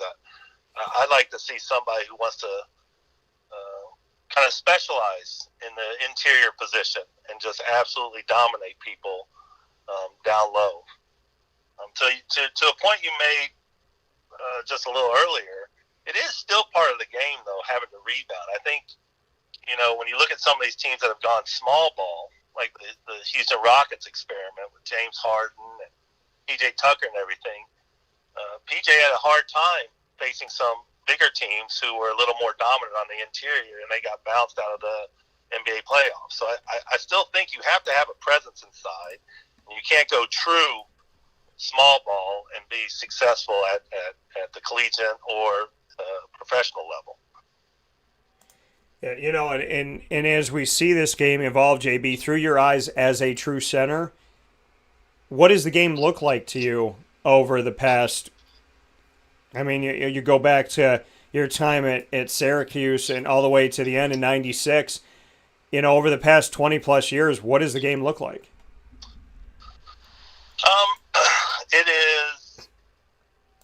It's very offensive-centric. The rules have changed a little bit, how you can guard people, what's a flagrant foul, what's not a flagrant foul. It's, it was, I wouldn't say wrestling and football when we played, yeah. But it was, somebody clothesline, somebody takes them to the ground. It was just a common foul back then. Now we have, 5-minute long replay reviews to see if it was above the shoulders and how flagrant was it. Is it flagrant 1, flagrant 2? So that aspect has changed it. The shooting obviously has changed it a lot. I mean, it's really opened up the floor offensively. Gone are the days of packing it in when people are pulling up from 25, 30 feet. You're having to step out, create a hand out there. What I see is missing a lot, and I wish it was coming back some, was that mid-range game. Because if you have somebody who's stepping out 25 feet from the basket, that high post area, the wing areas are going to be wide open. And you got a lot of people who are either making their shots close to the basket or making them way away from the basket, but you don't have the artist anymore who can make those mid-range jumpers consistently. And I'd love to see somebody bring that back. And to go off of that point, speaking here with Syracuse Orange basketball alum Jb Reafsnyder, JB, do you think? I mean, I think he needs to shoot more, but Marek, to you, is he living in that mid-range artistic world? He is. I mean, he's in that world that I worked in. Short corners, high posts. We'd run a similar play that they run now, where I'd flash up to the high post, and John Wallace or Otis would duck in low. And I remember John used to say all the time to me, which made him one of the greatest teammates ever, because he was, outside of Lawrence Moten, John Wallace was probably the greatest player I've ever played with as a teammate. Because, Mo was phenomenal. Obviously, I think he's now former Big East scoring leader. I think his record's been broken. But to have John sit there and tell me all the time, hey, listen, when you get up to the high post, if they back off of you to kind of double down on me and make your pass difficult, you got to shoot it. And I started, once he started having that trust and faith in me, and I started shooting some and making some, that really opened things up for him. And I think Marac lives in that kind of world where I think he needs to take some more of them where he's there. And I don't think coaches never want to discourage someone shooting an open shot. He discourages you taking bad shots and off-balance, difficult shots when you're double-teamed and everything. But I think if Marac can develop that just opens the game for everybody else. I mean, it opens up if they're running in off Buddy for some reason to cover Marac because he's making this shot, a quick pass out to Buddy for an open three. Or if they're coming up from down low, then you can dump it down low to somebody inside for a dunk or layup. It just kind of opens up the game more, and I think he needs to take advantage of that. Yeah, and I agree. I think he should be shooting more. We haven't, we've seen him take over at times and do some things and that people weren't ready for, and he came through. And now, there's more of the reality that he can be a scorer and, take over a game than maybe what people thought before, but he doesn't always do it. So it would be nice to see him come through, and it would be nice to see him put it together. I would love to see, more of Marac offensively, as he does so many things well for this team that I really appreciate. And, JB, and I appreciate the knowledge and the wisdom that you bring to it as well. You see the sign, we talked about it off the air. You could see the sign in my studio, the Cuse is in the house, oh my God sign. What can you say about being on the sideline? I mean, I remember the game was like ending and they're panning out and they're like, and you hear this like chant and they're like, we're going to go into the, and they zoom in and they go to your bench and you just hear everybody doing the Cuse is in the house, oh my God. And it, like that feeling, I never forgot that. The sign that I have in my studio hung above my door in college. When I moved in, it was like the first thing I put on the wall, and I put it right as you're walking out. So if you're in the room, you could see it, and when you leave the room, it's the last thing you saw over the door. And I didn't care what my roommate thought. He was a Maryland fan. I didn't care what anybody thought. I was like, this sign's going up. You're going to have to kill me in order for that sign to not go up. So Cuse in the house, oh my God. Bring me into being a part of that. Tell me how it all got started through your eyes. I want to know the story of Cuse in the house. Oh my God. I know John's talked to me about it. Lazarus has talked to me about it. I want to hear JB's take on Cuse in the house. Oh my God. Well, I think it was those two that started it. And if memory serves me correctly, almost 30 years later, I think it had something to do with Blase. Blase had a similar type song or something back then. And they kind of added some words to it or changed some words and made it ours. And it was kind of almost like a mission statement of ours, that people needed to fear us, that we, a lot of people see us as underdogs, but we never, so that's okay. They can see us as underdogs, but we had confidence in ourselves. We were a very senior-laden team that year. I mean, rarely do you have teams nowadays where you had John, Lazarus, and myself, three seniors on the court. You had a junior in Otis Hill. Then you had Jason Sapola, a tremendous shooter. Silky smooth. After an asteroid struck my yoga studio, Vistaprint helped me pivot to hot yoga. And things... You had the lethal Lithuanian, Marius Janulis, who could get hot from three. I mean, we had a team that started back, I think it was in August of 1995, when we took a trip over to Europe and played some teams over there in kind of a preseason ordeal. Started that season, I'll never forget, 11-0, walking right into Arizona and being the first non-conference team in like 3 years to beat them on their home court and go out to Hawaii over Christmas break and 13-0 after beating Illinois, and then lose to a very good Coach Cal UMass team with Canby, who also made the Final Four that year. But that was just outside of my family. That is probably the favorite moments of my life of that entire season. Having the opportunity, there were times throughout my tenure at Syracuse I had considered possibly leaving and transferring, especially my freshman, sophomore years when I wasn't playing much. And then, I'm glad I stuck it out because I got opportunities to start throughout my junior and senior year and be part of something special. I mean, I think at the time when I used to speak about it, we were only the second team that Coach Boeheim ever had that made it to the Final Four. And I appreciate your introduction. A lot of people will say part of the 1996 Final Four team, but I if they don't add on that we were national runner-up, I correct them and say part of the 1996 Final Two teams. Because there is a difference in my mind. But I think since then, Boeheim, obviously they won in 2003, and I think they've been twice after that. So still only 5 teams in his career have made it to the Final Four. And I'm very blessed to have been part of that, and it was such a tremendous journey. And what the university and athletic department did for us 5 years ago when they honored us on our 20-year reunion back in 2016 up there, and to get the whole band back together and everything, because we've all kind of gone. We keep in touch thanks to social media and everything, but we've all kind of gone our separate ways and everything. It's good to see everybody again every now and then, and just it'll always be a part of my life. I love when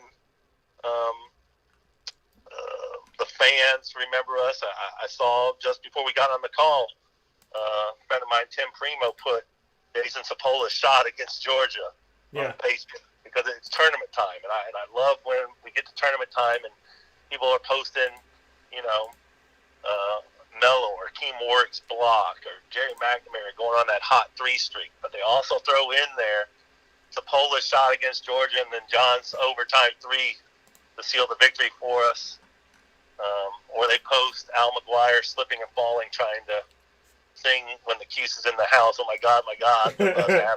After we beat Kansas on the way to the Final Four, I just, it's just a special moment in my life that I'll always cherish. And speaking here with Jb Reafsnyder, part of that Final Two in '96, and everything that you guys got to do when you're in Syracuse basketball history. You got to do something, like you said, went and played Arizona. Syracuse has played Arizona once, and Arizona is 0-1 against Syracuse. It's like after they let you come out to see them, they're like, all right, never again. They were the top 3 in the country. They got beat. They're like, all right, we're not doing Syracuse non-conference anymore. You got to play my favorite player growing up. And I just mentioned him on the show this week. And my favorite player, who is a big reason why they are my favorite team, still to this day, 26 years later, the Toronto Raptors. You got to play against Damon Stoudemire in that game where you beat Arizona, did you not? I did. There's a picture in my office of I'm blocking Joseph Blair, but Damon Stoudemire's right there. With and his back is to the camera, so you see Stoudemire across his back. But yeah, they had him, Miles Simon. They had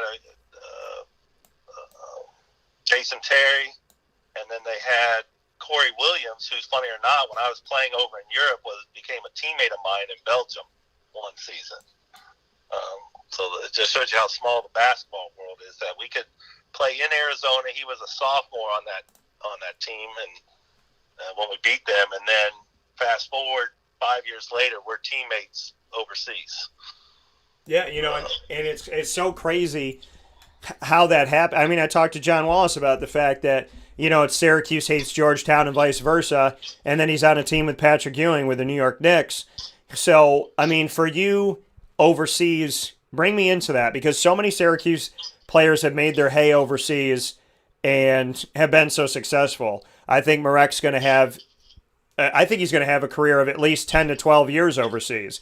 So what can you tell me about how your overseas career went and the fact that, so many people focus on the NBA, but Syracuse players throughout history, the Dale Shacklefords and the Roosevelt Bowies and yourself and Trevor Cooney and Demetrius Nichols and so on and so forth, Johnny Flynn, so many Syracuse guys Andy Routens have gone overseas. What can you say about it? Well, I was very fortunate and blessed to have the opportunity to play over there. I played 7 full seasons over and throughout Europe. Coach Fine and Coach Boeheim helped me get with my first agent over there and helped me get into Greece, and that was the first country and league I played in was the Greek league, which was tremendous. They had some good players, some of them former NBA players who were towards the end of their career. I remember playing against John Sally. Scott Skiles was a player coach on one team. A young 16-year-old Peja Stojakovic was on PAOK.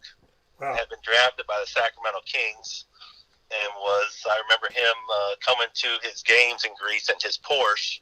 And then 2 years later, he's in the NBA after being drafted at a young age and staying over there and continuing to develop. But it was,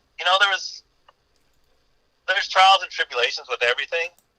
I know some of my former teammates who've gone over there and just didn't like it. You are in a foreign country. They don't necessarily speak your language or even want to speak your language. Different kinds of culture and foods. But I loved it. I played a year in Greece, 2 years in Belgium. I came back here, played in the inaugural season of the NBDL, and was making a lot more money playing over in Europe and had my own apartment. Wasn't living in a hotel in Asheville, North Carolina like I did when I was in the NBDL. And then did 2 years in Poland. Finished up in Sweden, and unfortunately my mother passed away, and that kind of was in a tragic car accident, and I decided to come home and help my dad and my younger brother and sister, and by that time I decided to go back and play. They wanted the younger, cheaper players because I knew how much I wanted to pay-wise, and 1 year got past me, 2 years got past me, and so I just decided to move on to another part of my life and went back to school and got my law degree. And I've been practicing law ever since. But,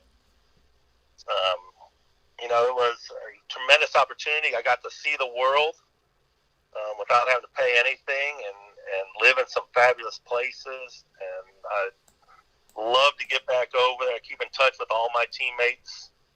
I played against some players we played against in college. I played with them, like I mentioned, Corey Williams.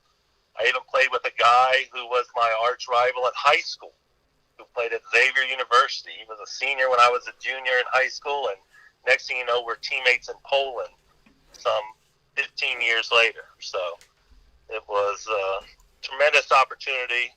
If you don't make it to the NBA, and you have the opportunity to play over there, take full advantage of it. You can make a good living, and embrace being able to see this world because it's so vast, and not a lot of people get to get out of their own backyard and see it. So I recommend it for any of those who want to continue basketball as a profession and don't have the opportunity to make it to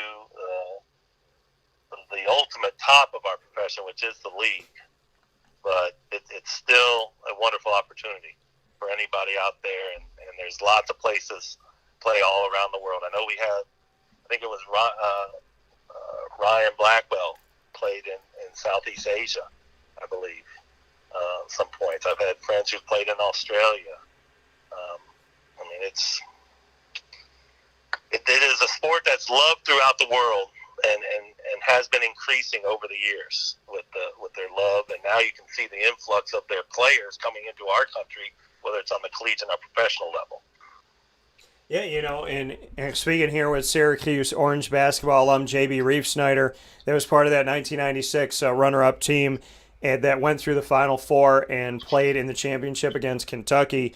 JB, for you, I mean, and a lot, everything you just said, I kind of made me want to ask you like a million questions. But seeing all of the things that you got to do, what can you say about basketball elsewhere? I know you said that the world has a love for it and it's growing, but how did you experience it and kind of just go through it? Like how did you experience the world? What did you take in? What did you see? And how did they respond to basketball and to Americans coming over? Because you have a unique placement where you can really tell us, like, what does the world think of basketball and what did they think of Americans coming over to play the game?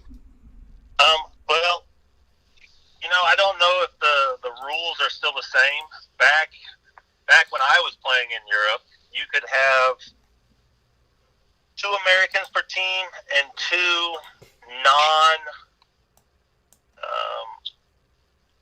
2 Eastern Europeans. Basically, they were trying to limit the number of Americans, limit the number of Lithuanians, Croatians, Russians, some of the better Eastern Bloc basketball players, trying to limit those so that their home country players had an opportunity to play more. I remember Italy kind of opened it up, and you could have as many Americans and Eastern Bloc players as you want, and their players' union fought very hard against that because some of the better Italian players were without jobs or were no longer on their teams they wanted because the teams brought in the American players.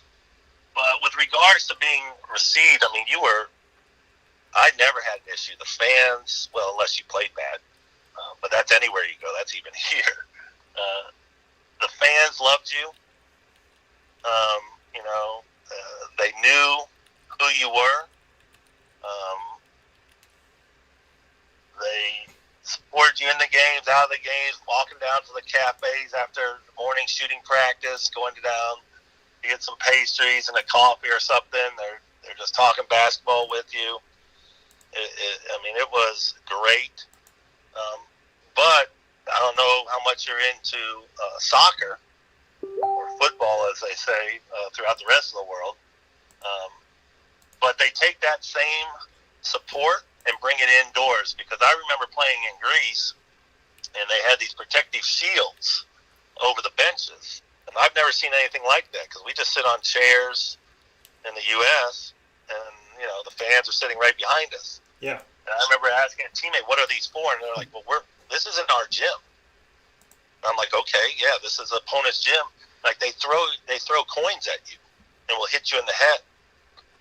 They knew who you were. I remember seeing them shoot fireworks from one fan base over to the other. And we're indoors. This isn't our gym. I'm like, okay, a little crazy at times where you go. Wait, you saw them shoot fireworks indoors? Yeah, we were playing down in Athens and playing Olympiakos. Yeah. Who had Paniote Vasoulis. He was their Greece, probably all-time best national team player, 7'4". Got out. I swear on my mother's grave, he got out of a Mini Cooper when he pulled up to the arena, smoking a cigarette as quick as he could. There was no front seat in it. He sat in the back, and here come these long legs, and Paniote stood up. I was like, wow, he's everybody, super Dan tall. Tortora here. But I'll never forget, I was like, man, this 7'4" guy drives a Mini Cooper with no front seat. It was hilarious. But I digress. Anyways, we go in to play Olympiakos down in Athens, huge arena. And the fans, our fan base and the other fan base, are shooting like literally, not big exploding ones, but like screamers and stuff up over from one side of the court to the other side of the court into each other. And they got all the flags up, and they're chanting and cheering. I mean, it's a very passionate fan base over there. Not that our fans here in the U.S. aren't passionate, but it is constant because they're club related, right? It's kind of like if you're going to Syracuse University when you're 3 years old all the way till you get out of college. These fans and clubs, they're a school system. They're a club with lots of different sports and activities. They have a center area where all the athletes and everything can congregate, and so you're very passionate about your club that you're a part of, and that's from an early age through adulthood. Yeah, you know, and like you said, I mean the passion, we hear it with soccer and everything overseas. You're talking about it in general. I mean, I guess I still can't get over the fact that you just said someone blew off fireworks indoors. Oh, but I've never seen anything like it, Dan.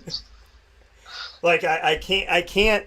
I'm trying to wrap my head around it, and I'm struggling. But I mean I remember when John Rocker that they sent when he came out, Yankee fans threw batteries at him and stuff. But like there's people. I mean, there's stuff that's happened in sports where you kind of have to like take a step back.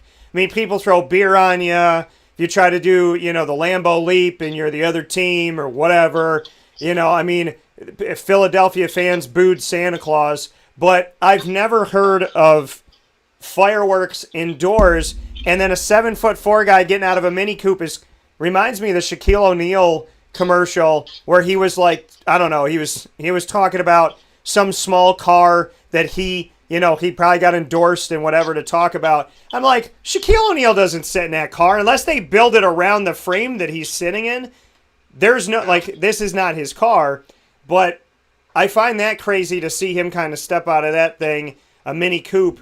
But, I mean, you've gotten to see some crazy things in your life. I guess I have to ask you, what's the craziest Syracuse experience you've ever had? Oh, man.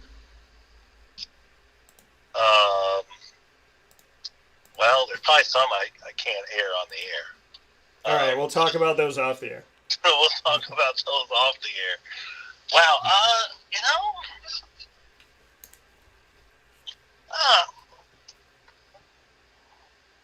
okay, you stumped me with that one.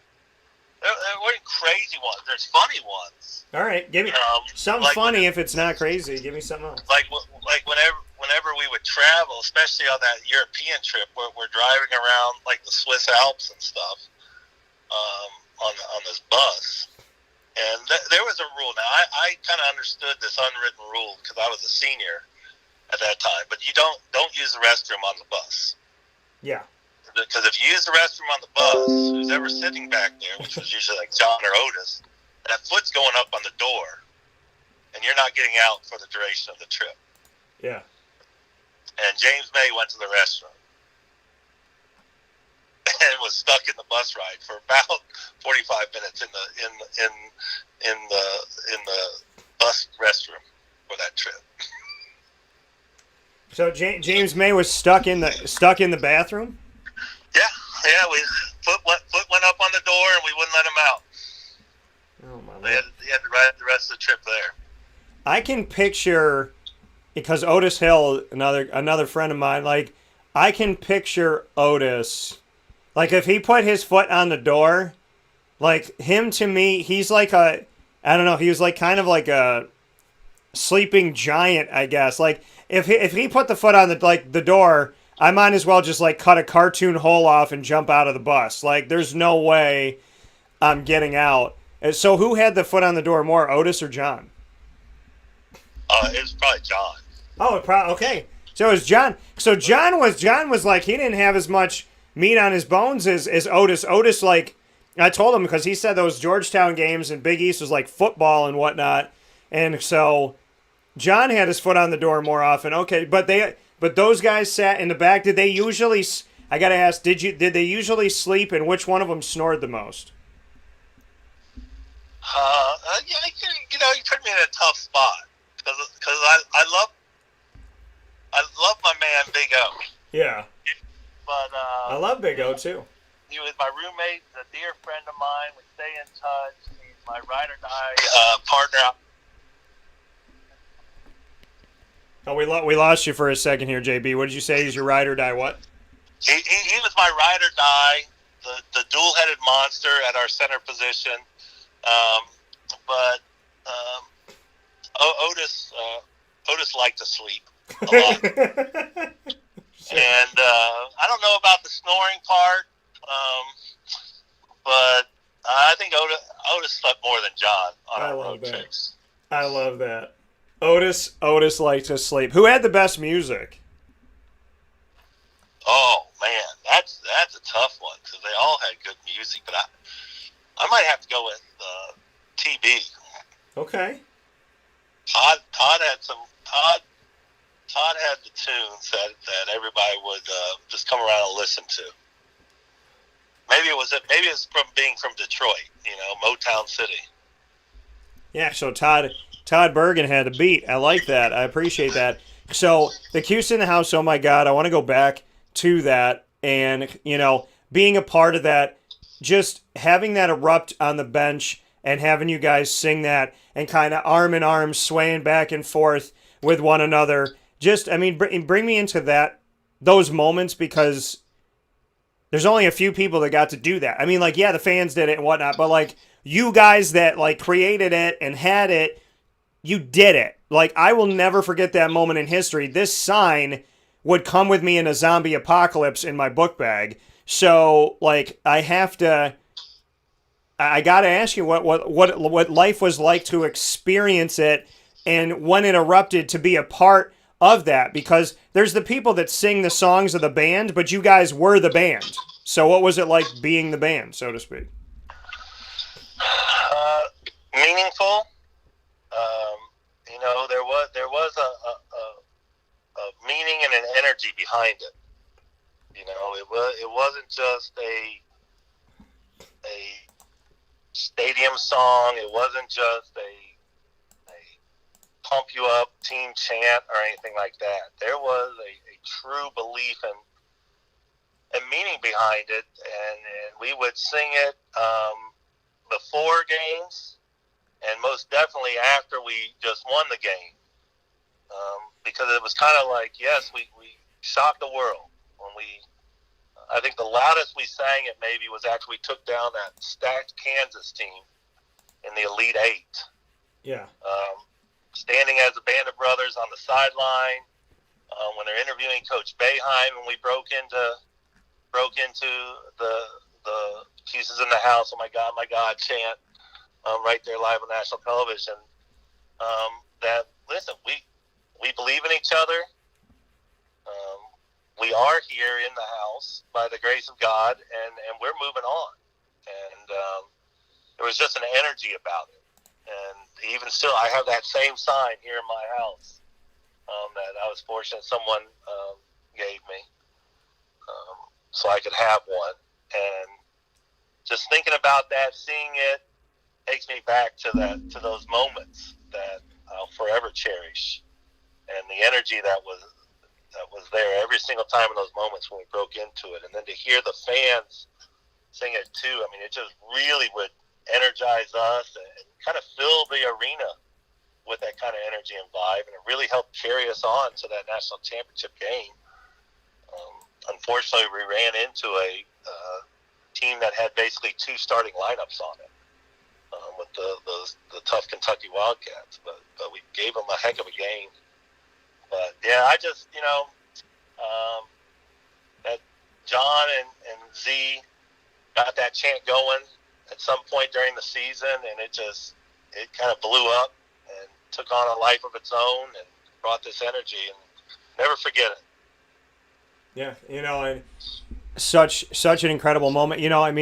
Yes, your team in '96 was the runner up, but you did something for us. You did something for the city. You built something for us here, and I feel. For me, I can tell you that, in my opinion, and probably why the 1996 team is my favorite team, is it cemented to me that my city had this place, that, we deserved it, that we earned it, that we're blue collar and we don't care, and that we will come at you. We will give you everything we got. I think that, and not to take anything away from teams before and teams after, I just feel like your team in 1996, the Cuse in the House, oh my God, that chant that moniker, that belief that we belong in the house, that we're here, that you can't get us out, that you mocked us and we're still dancing. Like, standing up against adversity, believing in yourself, loving where you come from, just putting your blood, sweat, and tears in everything. I feel like your team in 95, 96, I feel like they told the world about Syracuse, and we've never stopped talking about Syracuse since then. So I want to tell you thank you for that, JB. Well, I appreciate those kind words, and I think you said it best, is when you said, you get that chant going, and it's, yes, we're in the house, and it's where we belong. It's where we've worked so hard and always belonged. And for all those doubters out there, don't doubt us. Shouldn't doubt us. I try not to listen to all that bracketology and all that stuff leading up to the NCAA tournament and Joe Lenardi's last four out and all that stuff, because I'm like, just look at our track record. We belong. And the support we have from the community, it's not just the team. It's the collective. It's the fans. It's the sports announcers. It's the team. It's the student body. We all are Syracuse, and we're a force to be reckoned with. And do we win all the time? No. Yeah. But we win more than most. Yeah. And Coach has proven that over the years. I don't care what the NCAA takes away and doesn't take away and stuff like that. It's our program has been a force to reckon with for years and will be for years to come. And so I just love that it's kind of like Cuse Nation. We're all one.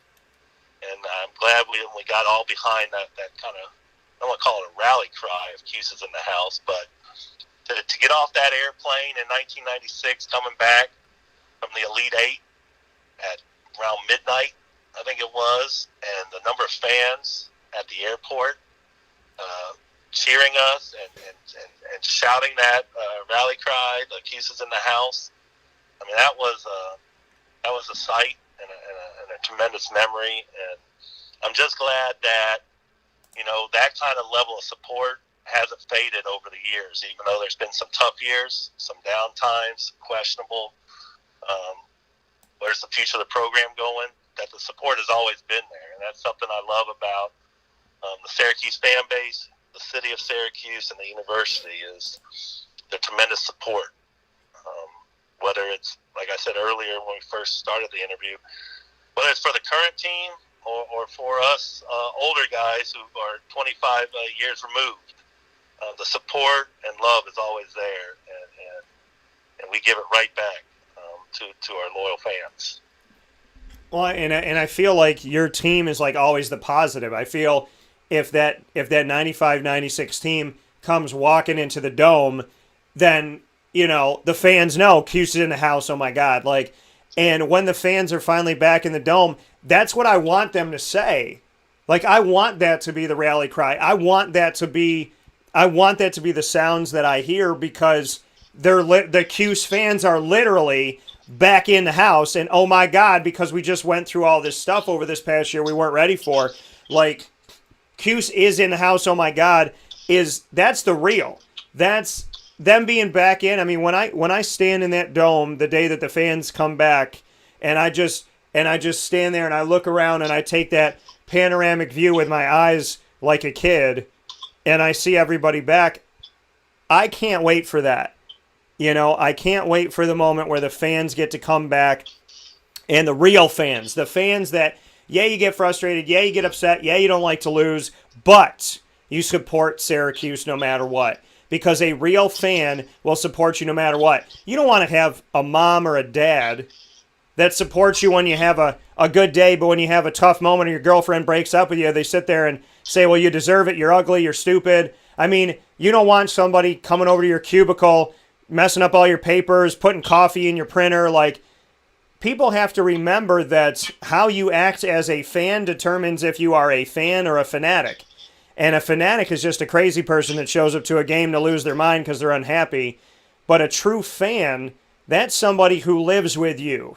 That's somebody who hurts with you, who vibes with you, who's happy with you, who cries with you, who laughs with you. And when that dome finally gets to be packed again, I want the fans, if you're listening, I want you to say Cuse in the house, oh my God, because that's what we need to hear. Well, they literally will be in the house. And so it makes perfect sense. I can't even imagine what it has been like for strange, very strange, team, JB. The fans. Yeah. I mean, I don't. The pandemic that we're all dealing with now is its own right, its own disaster and catastrophe. But I can only imagine. And I don't know. Are they calling it a different name? I call it the Dome. Right. I played in the Carrier Dome. That's where I played. They may have a different name now. It's going to be all revamped and whatever. But I can only imagine the Cuse fans coming back and liken it to the New Orleans Saints fans after Katrina when they came back for that first game. And the Saints took the field. And the place just erupted because it gave a sense of, like, hope, And, they're both very loyal, passionate fan bases. And I don't know, maybe I can be there just to experience live in person the sense of what it would be like when the Cuse take the court and fans are actually in their seats in the Dome. And that's the thing. And you know what? I hope you're there. And if you're there and nobody else, I hope everybody does it. I hope they all do it. But whether they do or not, if you're there, JB, I'll arm in arm with you, sway. Cuse is in the house. Oh my God. I will be, if two of us are going to say it, then 4 of us are going to say it, then 8 of us are going to say it, then 20, then 100. You come to the Dome, I promise you, I will find you, and you and I will say Cuse is in the house. Oh my God, no matter what. Because we should. Deal. So we're gonna air shake on that one. We're gonna air shake hands on that. But incredible time, amazing. And Jim Boeheim's got 1,081 wins, not 980. You can't erase history. I said he'll be the first coach to 1,000 wins twice. But for you, JB, there's something I do at the end of every Tuesday broadcast. It's called the Ingredients to Success. It's proudly presented by Avicolli's on the corner of Route 57 and Wetzel Road, a great local company here in our community. And use the hashtag SupportCNY. When you go to Avicolli's, post your picture of your pizza, your veal parmesan, your antipasto, whatever you get. Show some love to the local community. And thank you to everybody that's been devout and so committed to Avicolli's. I appreciate it. The Ingredients to Success, you made it all the way to the championship game.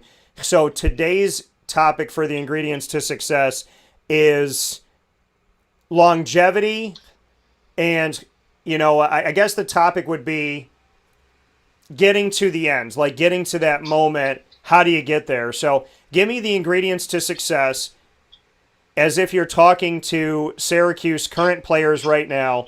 What do you tell the 2020-2021 team about how you get all the way to the end? It's the same thing we told our West Collierville middle girls who were state runner-ups this year, my daughter's team. One, we're a team. We're not individuals. You got to go out there and play as a team. No griping about each other if bad plays happen.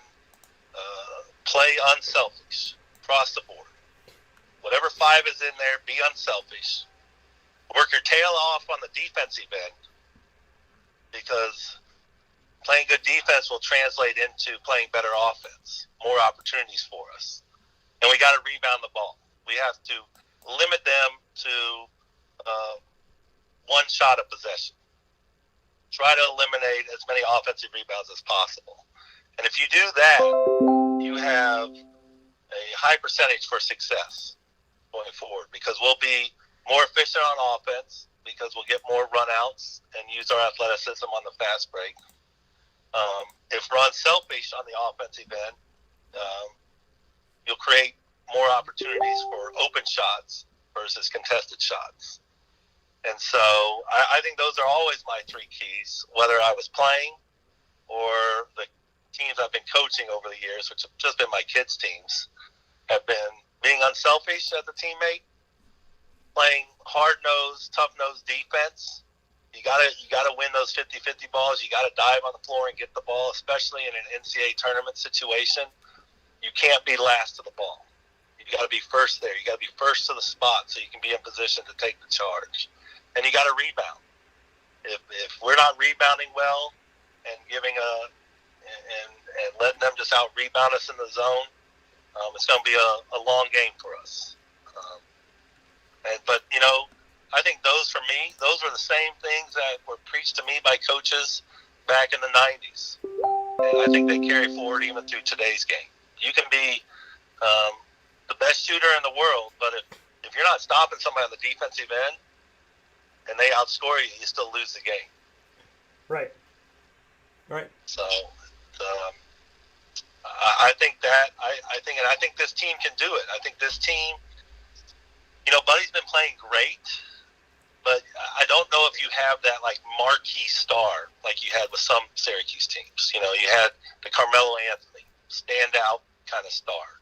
You had John Wallace, Lawrence Moten, Derek Coleman. I don't know if you have just this player who is far superior to anybody else on our team or on the opposing teams we play. So they're going to have to do it as a collective unit. But team basketball will beat individual basketball anytime, in my opinion. Even the 03 team, it wasn't just Carmelo. Jerry had a huge first half. Hakeem Warwick making the tremendous block that will go down in Syracuse lore. Yeah. Right? It wasn't just one person getting it done out there. It takes a team. That's what was so special about our 96 team, was just that. A lot of unselfish players. Even our best player on the team was probably one of the most unselfish players on the team. And that just exudes confidence and trust. And so I think with those three ingredients, I think the Qs are set up for success in this tournament.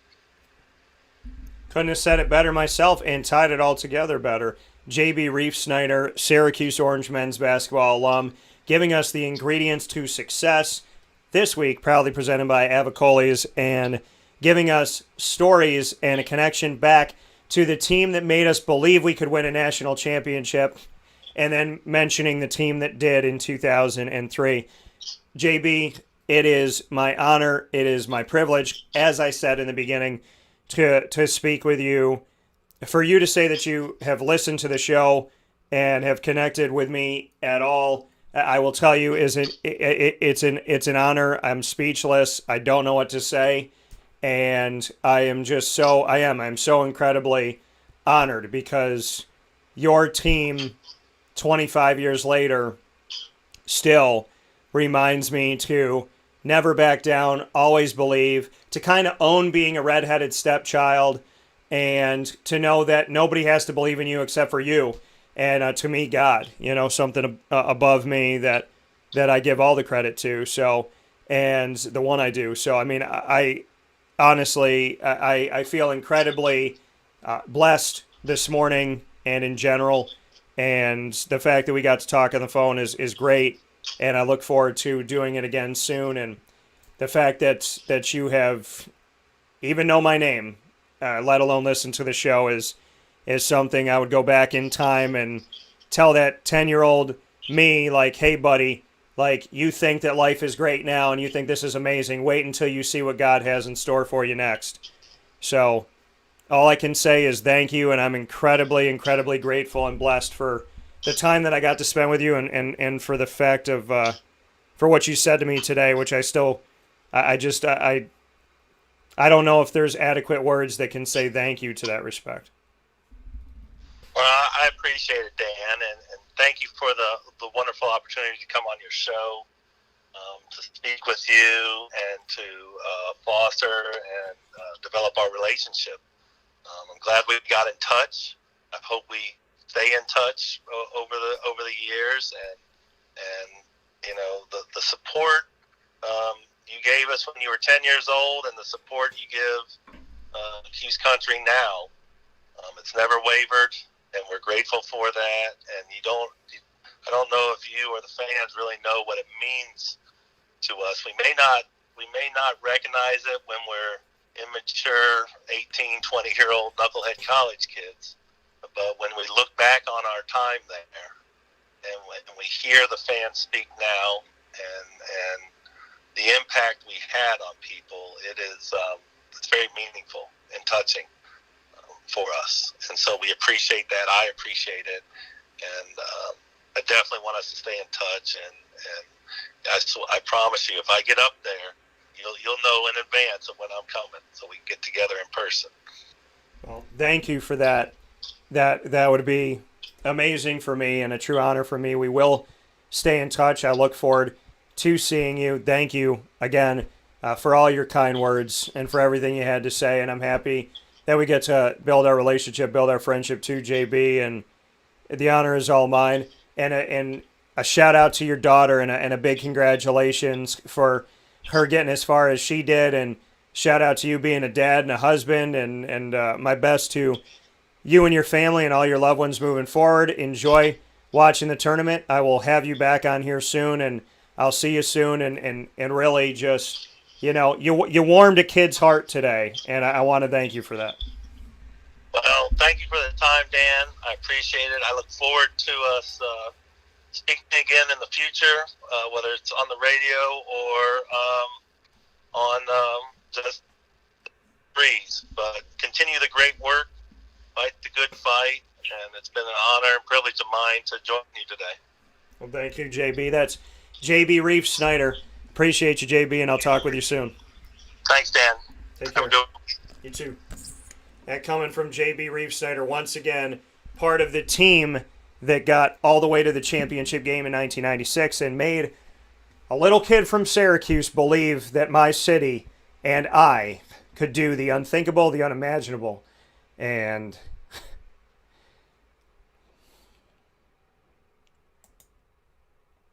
God is good. We'll take a step aside for a fast break, and we'll wrap up today's show right after this.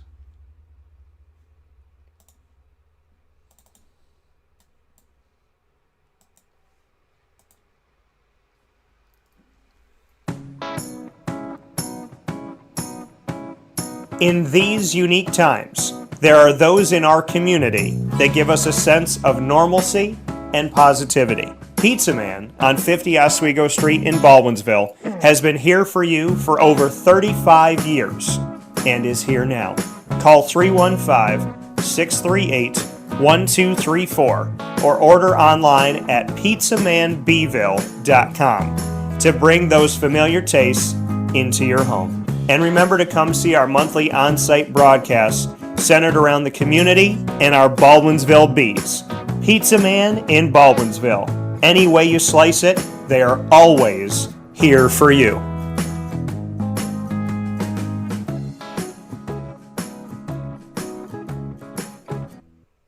I'm George Townsend of Honda City with some good advice when buying a new car. The true cost of owning a new car is determined by the appraised value when you trade it. No vehicle appraises higher than a Honda. Next, look for low APRs and deep discounts. You also want low maintenance costs and great fuel economy. That's why my advice to you is to buy a new Honda. Looking pre-owned, visit our Honda Certified Used Car Center. Honda City, 7140 Henry Clay Boulevard, Liverpool, or HondaCity-CNY.com. It would be a pity if you don't shop at Honda City. This is Jim Sikowski, owner-operator of Chick-fil-A Cicero, 7916 Brewerton Road in Cicero, right in front of the Home Depot. I had a deep feeling that God wanted me to do something bigger with my life and to help people, help others. I kept putting Chick-fil-A in my life, and I realized as I was going through the franchise selection process that positively impacting the lives of others was really core to what we do here at Chick-fil-A. First of all, it starts with the food. The food is brought in fresh daily. We bring in local produce. We prepare to order in the kitchen. We hand butter chicken. We hand spin our milkshakes. It's great food. It doesn't taste like fast food. I think the second thing is the way people feel when they come in a Chick-fil-A restaurant. It's different. We try to treat people with intentional kindness here, which is very different and deeper than good customer service. And so I think it feels remarkable for most people to come in a Chick-fil-A restaurant. And then lastly, the impact that we try to have in the community is very different. It's a big part of the expectation of every operator of a Chick-fil-A restaurant is that they're actively engaged in their community, they're a leader in the community, and they're making a difference. When they realize that what we're striving to do is to shine a little light in their life, that's a very, very different experience than you will have at any other quick service restaurant. And it's that remarkable experience that I think people will emotionally connect with.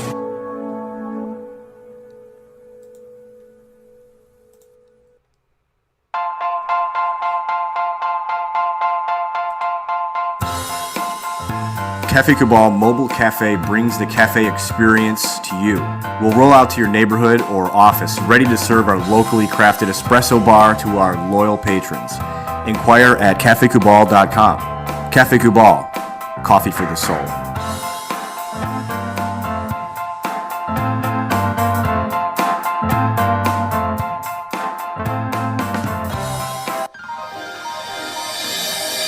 Ma and Pa's Kettle Corn and Popcorn Factory, located on 201 7th North Street in Liverpool, is home to over 40 flavors with more than 200 flavors in their total wheelhouse. Sky's the limit for this sweet and savory Central New York company. Keep it local at your parties, fundraisers, wedding showers, baby showers, and more by calling 315-450-MA-PA. That's 315-450-6272 for popcorn bars with custom flavors and colors at your upcoming event. Make sure to visit them on 201 7th North Street in Liverpool, New York. And for more information, go to maandpassnacks.com. Ma and Pa's Kettle Corn and Popcorn Factory. How corny are you? The Millhouse Market, located on 3790 New York 13 in Pulaski, New York, is worth the drive every time. Make sure you make your way out to the Millhouse Market today, but download their app before you go so that you have everything at your fingertips to make it even easier with their very user-friendly app of their homemade breads, desserts, quinoa bowls, rice bowls, salads, brick oven pizzas, and sandwiches named after the families that helped to settle today's Pulaski. They are ingrained in our taste buds, ingrained in our community, and such an amazing piece of Central and Upstate New York. The Millhouse Market, second to none, and I cannot appreciate them enough for all that they do. Tuesday through Sunday, they're open 7 a.m. to 8 p.m. Tuesday through Saturday, Sunday 7 a.m. to 3 p.m. Breakfast all day on Sunday. And on the weekends, their bistro restaurant is open throughout the week, Tuesday through Sunday. The drive-thru is open to pick up your food, grab and go, that you either call in or get on the app.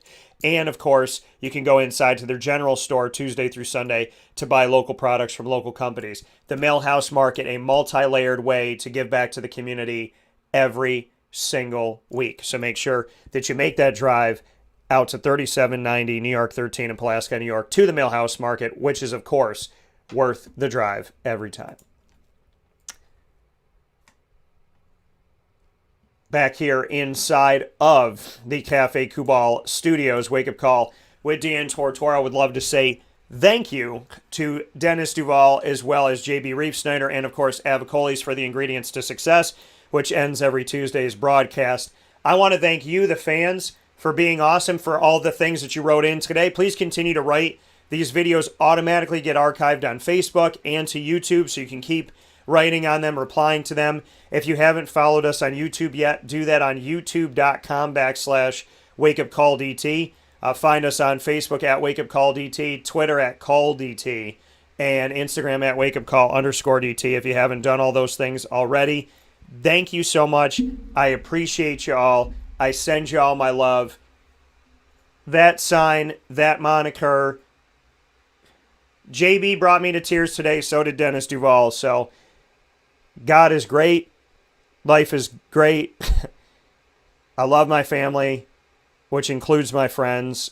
I love what I do. I do what I love. I don't feel like I work a day in my life.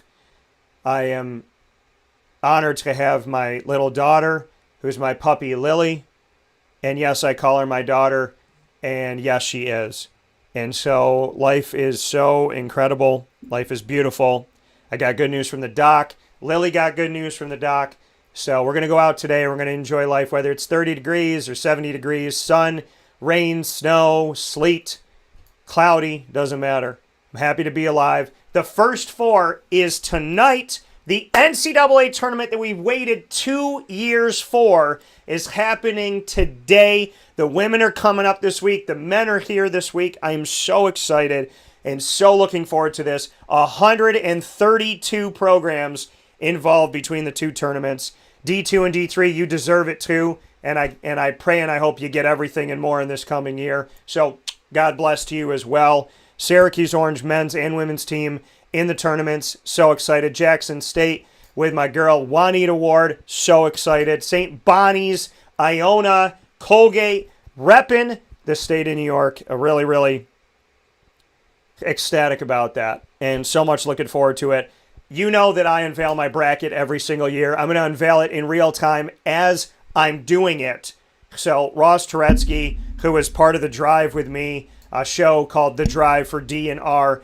Dan, obviously the D and the R for Ross. We did a thing called The Drive where we drove you through our entire tournament bracket. We're going to do it again and bring that back for you tomorrow. We'll be unveiling our entire brackets up against each other, and you can join the bracket challenge by searching Wake Up Call on the Yahoo Tourney Pick'em. Search Wake Up Call or follow any of the links that we put on Facebook at Wake Up Call DT, Twitter at Call DT. Follow the link, join it, it's free. We made history on Yahoo as a top 20 bracket pool in the world 2 years ago, and obviously they didn't have one last year, so I want to make history again. We had to rebuild everything from scratch, so please join today and be a part of our bracket challenge. I send you my love. I can't wait to unveil my bracket tomorrow. Mike Sofka is going to be in the Fantasy Football Power Hour, probably presented by the Wildcat Sports Pub, and we might spend the whole hour talking about the Patriots spending, I don't know, $7 billion as of this morning. So we'll talk about that. So much coming up. Great show. From the bracket unveiling to NFL free agency and open tampering time, we got two bookend pieces of tomorrow's show that easily could be the entire show. So much more coming up for you this week. And, of course, the NCAA tournament. God bless. No stress. Do your best. I'll talk to you soon. Be incredible. Be you. Be amazing. Love opportunities. Keep your doors open. Keep your windows open to opportunities. May God guard you and guide you and bless you every second and every day of your life. Please be well, folks. My best to you. Deenis, thank you. JB, thank you. Avicolli's and all of our partners, thank you so much. I appreciate you all. Thank you for helping this little kid live his dreams every day. I appreciate that. I appreciate that. I appreciate that. And I cannot thank you enough. Cafe Kubal, Carvel DeWitt, Wildcat Sports Pub, Avicolli's, Canine Camp Dog Daycare, Pizza Man, Chick-fil-A Cicero, Honda City of Liverpool, Millhouse Market, Ma and Pa's Kettle Corn and Popcorn Factory. Use the promo code of maandpazpopcorn.com to get 20% off my personal code DT20 at checkout. And make sure that you find, I never thought I'd say this, but make sure that, you can find our show on all of these great avenues: Stitcher, Spotify, MixLR, YouTube, iTunes and Apple Podcasts, Podbean, iHeartRadio, TuneIn, as well as right here on Facebook. Have a great day, folks. God bless to you. God willing, I'll see you in the morning. I'm just a kid from Syracuse that believed in his dreams and believed in himself, and I'll never stop. So have a great day. I'll talk with you soon, and thank you for being amazing.